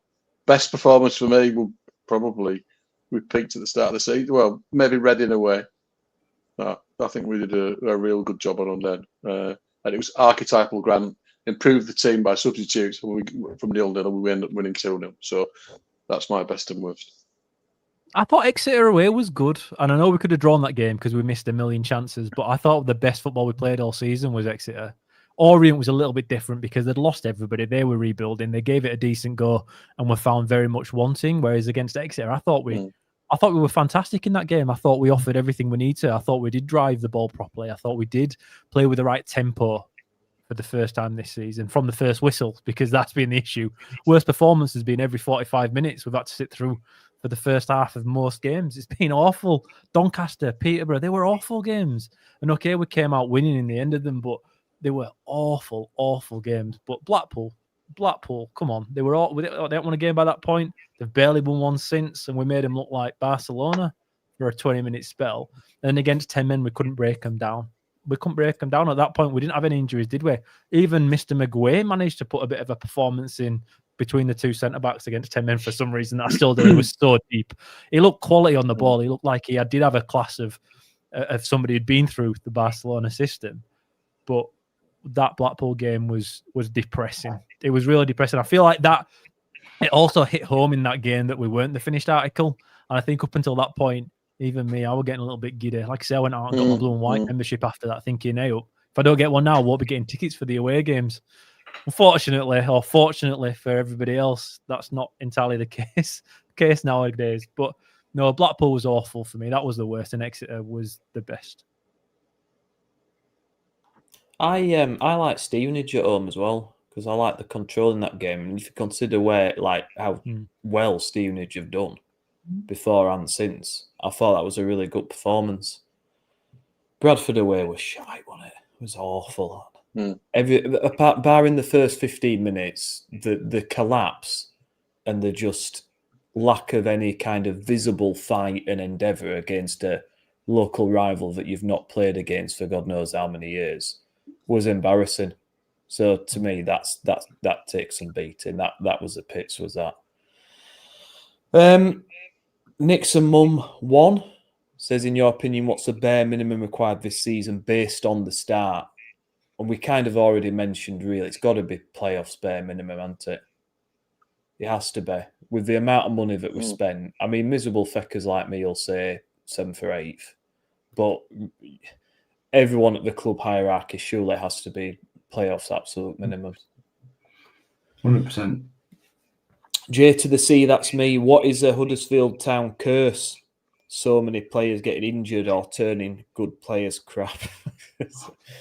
Oh, it's all positive, isn't it? It's weird though, isn't it? It is. Like you mentioned it with these Lincoln players, they look like world beaters, and then they come to us and they're shite. Is it the system? Is it what we're doing in terms of the training? And is something just not quite right? I don't know. I don't know what it is, but these injuries are ridiculous. I said before in last episode, I'm going to bring some sage down and start burning it and wafting it, doing some kind of ritual to try and banish all the evil spirits down there, because there's obviously something going on. I don't know, but or maybe we're just being dramatic and it happens at every club. Maybe we just moan about it more. I don't know. Well, didn't we change the medical staff because we thought that's where the issue was? So they did believe last year's injury record was because of something that they were getting wrong on that side of it. But to be fair, if we got it wrong, then it's not their fault, and we should have done that then, considering how many injuries we've got this year. I don't know. There is the amount of injuries we get is not normal. It's abnormal. Everybody speaks about it being abnormal. There has to be a reason for it. Either we're signing players with the wrong profile that are more likely to get injured. This year, it could be that we're pressing high. The more you press in pre-season, the more players break down throughout the season if they've put more miles into the legs. I don't know, but at this point, like you say, Nick, it can't just be coincidence. There has to be something that somewhere. Maybe sage would work. Maybe a witch doctor would work. We need something. We need something at this point to sort this out, because it's beyond. It's mental. It's absolutely mental. I can't remember it being like this at any other times. And fans do like to complain about, referees shite, referee did this and whatnot, and it's injuries. And there is an element of that at every club, honestly, because obviously with the driving, me and Matt have to listen to a lot of other podcasts and a lot of other forums and read what's going on. And yes, every team talks about their injuries, but honestly, it's normally 6 injuries, 7 injuries. And we're at 14th already. They're like, what? Well, 40? Yeah, that's what we were at up until prior to the international break. It isn't normal, so we have to try and figure out what it is. But we did try last year to figure it out, and like you say, they thought they'd sorted it. Turns out we're suffering again this year. It's not great, because I actually think Matt's done the research into this, and we have more injuries at this point this year than we had at this point last year. So there's more questions than answers on it. Rivet says we need Fotheringham to give our lads a kiss and cuddle and we'll be fine. Good old Fothers. Now then, we've got quite a few questions on the managerial situation. So I'm going to combine these together because we're all around the same topic. James B says, how long will Grant be given?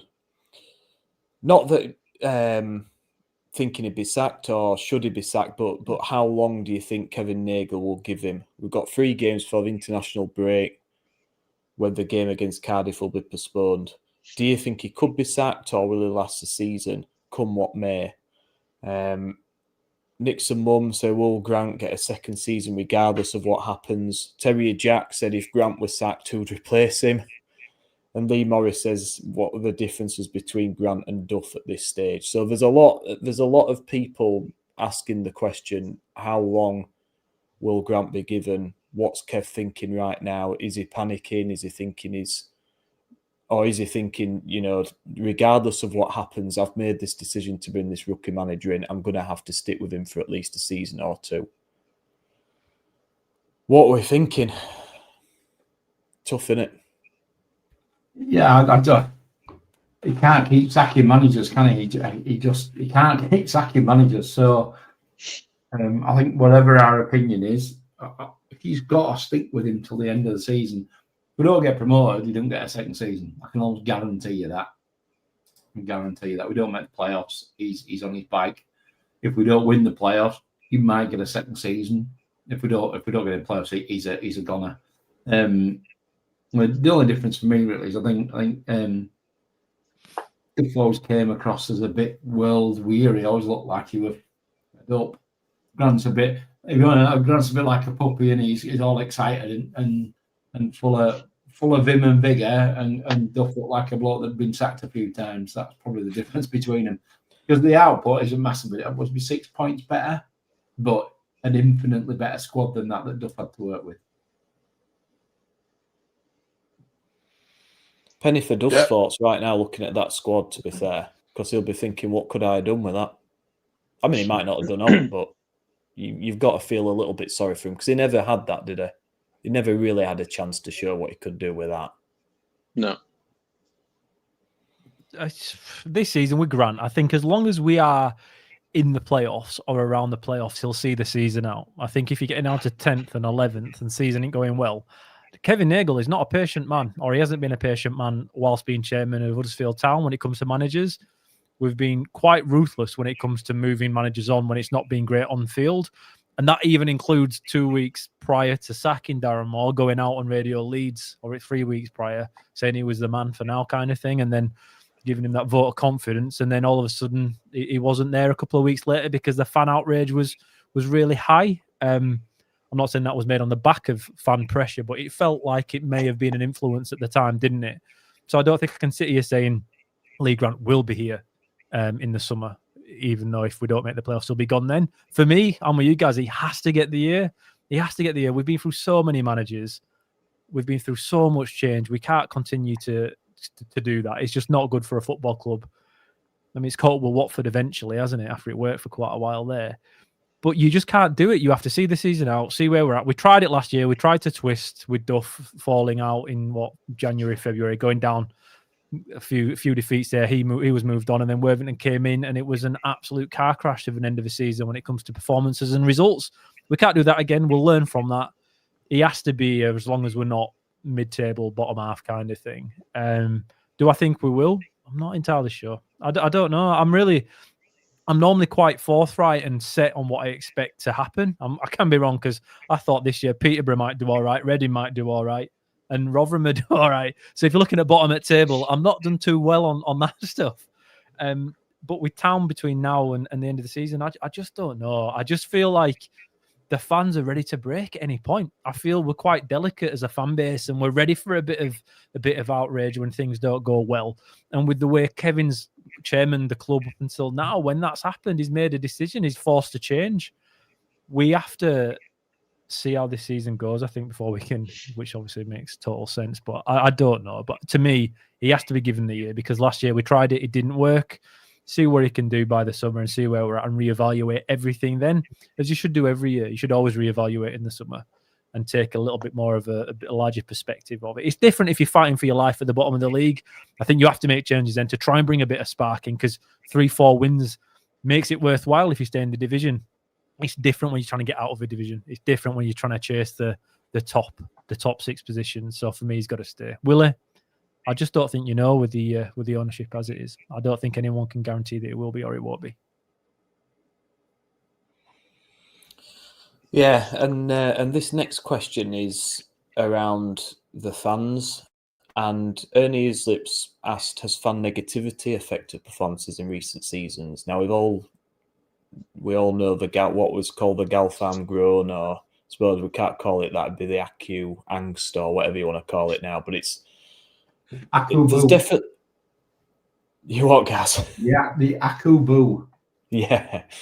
There's definitely a noticeable shift in recent years from that upbeat, positive, let's all get behind the team, going up to the Prem and all, everyone in it together.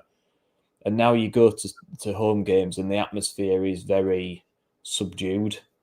Now, you could all argue that it's two-way. And if you've seen rubbish on the pitch, there's only so much you can do as fans, really, to get behind. But whereas at one point we had all sections of the stadium kind of joining in, and people can moan about them clapper things and say they're a tin pot and what have you, but at least you had kind of noise all around the ground. Whereas now, it's only really Cowshed Loyal South Stand with any kind of noise emanating from it. Players make mistakes. People are very quick now to jump on the back. Is that helping? Is that really getting the best out of these players? I'm not so sure. I think us as fans do have to take maybe a little bit of responsibility for this to some degree. But I don't know. You guys might think different to me, but I do think there's this... It's almost waiting for someone to slip up and then we're all... Whereas we need to maybe just step back a bit and think, actually, it is going to take a bit of time. Let's get behind him and see what happens. Were you saying South Stand, Andy? What's it like in there at the minute?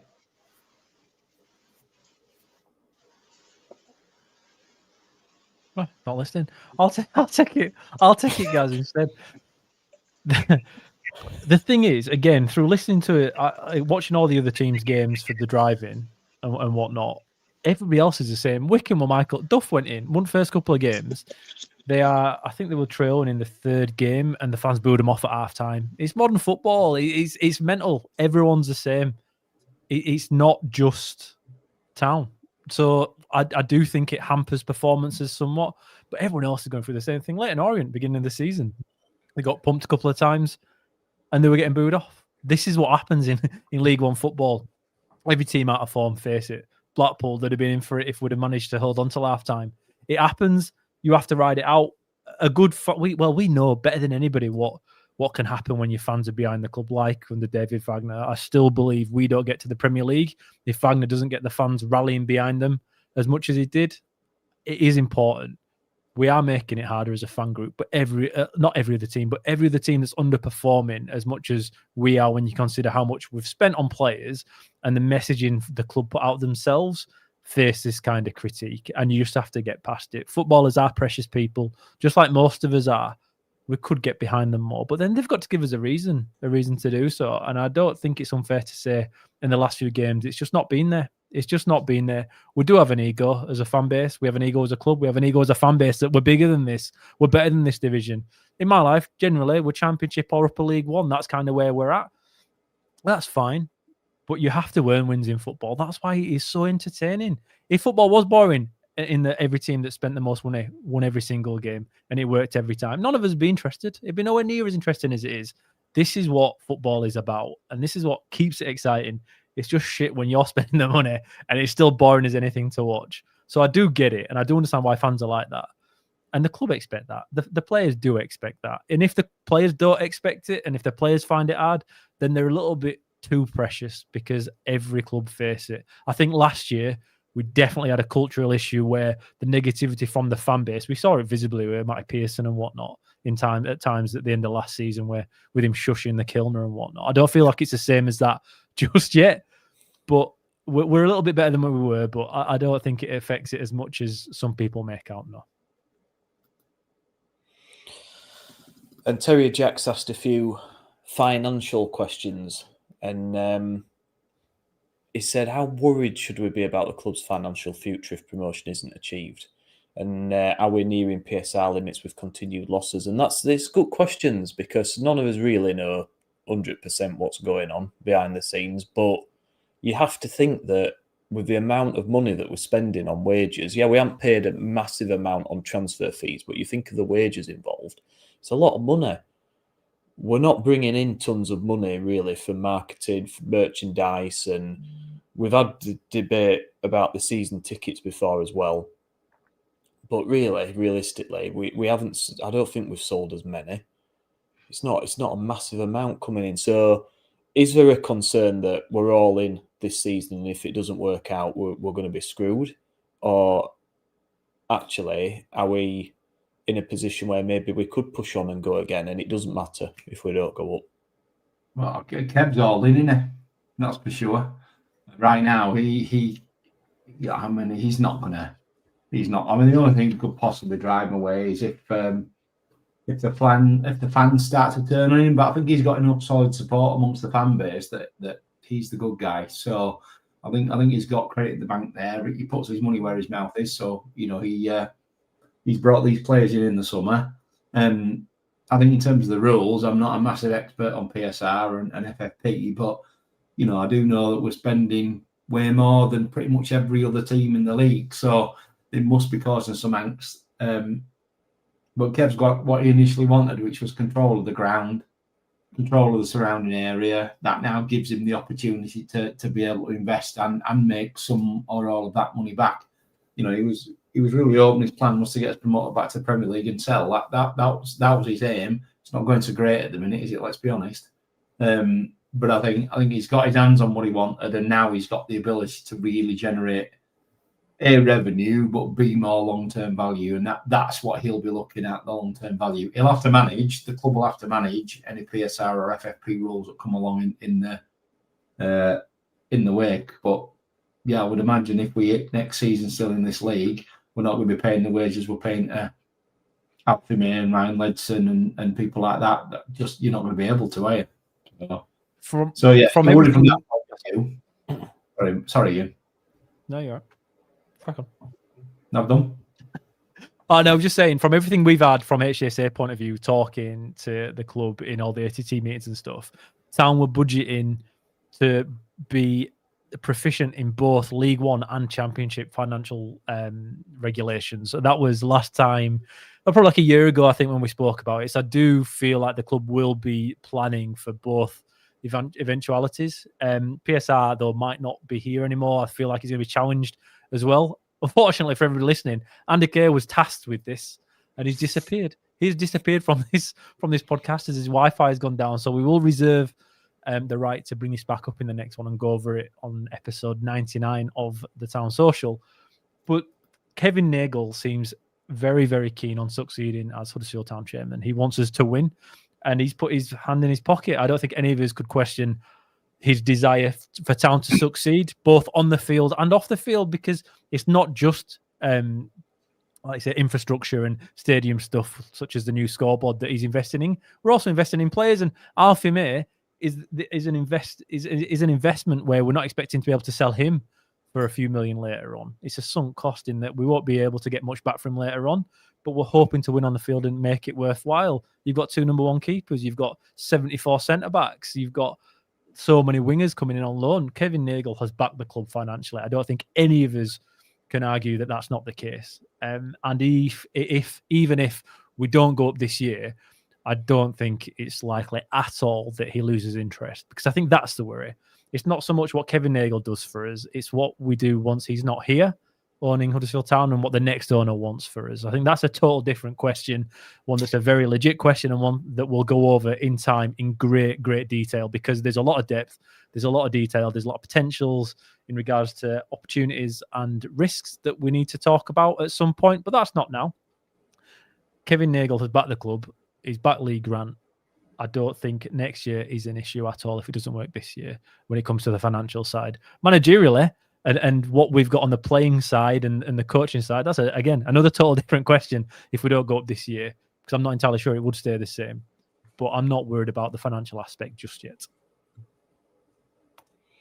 Brilliant. And then finally, a nice little weird and wonderful question, a humorous one. Will Town ever sign a player who can swim faster than a shark? That's from Mark Harris. To round us off. Mate, we can't have players... Most of our players can't outrun a shark after it's been beached. Never mind outswim a shark, mate. I think sharks do a robotic vac as well. Do they do a robotic vac that goes around your house? I don't think we could outrun one of them. I don't think we've got any players that'd be faster than that. Oh, dear. But for those of us still with us, we've done what? 2 hours there. That's all the questions done. Congratulations, you have survived the marathon. But I think it's important, we're at that stage now where we're kind of getting to grips with what this season's about and where we're expected to be. So we just thought it'd be a good opportunity to get your opinions, your questions, and try and answer them. And it's been amazing. Thank you. So many questions, so many people contributing, and that's what this show is all about. So thank you so much, guys, and thank you as always for your comments. We'll be back after, after Bolton? I don't know. Gaz is like, I can't even think anymore. Very, very quick before we finish, shall we have predictions for Bolton then? Ian, I know you'll have your show on, mate, so you don't have to answer if you don't want. But no one's listening to this at 2 hours, 10 minutes in, Nick. I can go wild. I could say anything I wanted. I could personally slight Matt.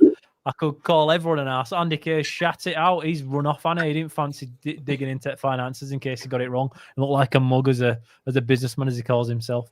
I reckon we'll get it back together, because I do think Bolton are worse than we are. I think they are suffering a little bit, having Everett gone. I think they are poor, and I think they're there to be beaten. I think we'll have a very happy, clappy pod next weekend. I'll go 2-0 Town on this one, Nick. I think we'll Alfie May double. Nice. Gaz? Well, they've got the same record over the last 5 games that we have. So if they're in trouble, so are we. But they've just got tubbed by Burton 3-0. So depends whether they show some bounce back ability, doesn't it? Whether they come firing all cylinders or whether they come feeling sorry for themselves. But we should have enough to beat Bolton at home. But I said that about Burton and I said that about Stockport. Look how that turned out. So I'm going to go for a 1-1 draw, and then we've obviously got Wickham then the week after that away, and I fancy us to go to Michael Duff's house. That's what we say these days, isn't it? We've got their house. We're going to go to Michael Duff's house and turn them over. So I think we're going to draw, and then I fancy us at Wickham to win. I'll say 1-0 Town against Bolton. Go on. And then I think we'll lose at Wickham. But let's not think about that. Let's focus on Bolton, and I think we will. Bloody hell, we've got to put in a performance at some point because it's been wank, hasn't it? So at some point we're going to have to put in a decent 90-minute performance, and what better team to do it against than a team that's not won away from home all season? What could go wrong, eh? But guys, thank you so much for listening. I'll end it there. Thank you, Ian, Gaz, and Andy, who unfortunately couldn't get back on with his Wi-Fi. And we'll be back after, guys. And look, let's get the 3 points and try and kick on from there. See you all soon. Take care. For now, up the Town.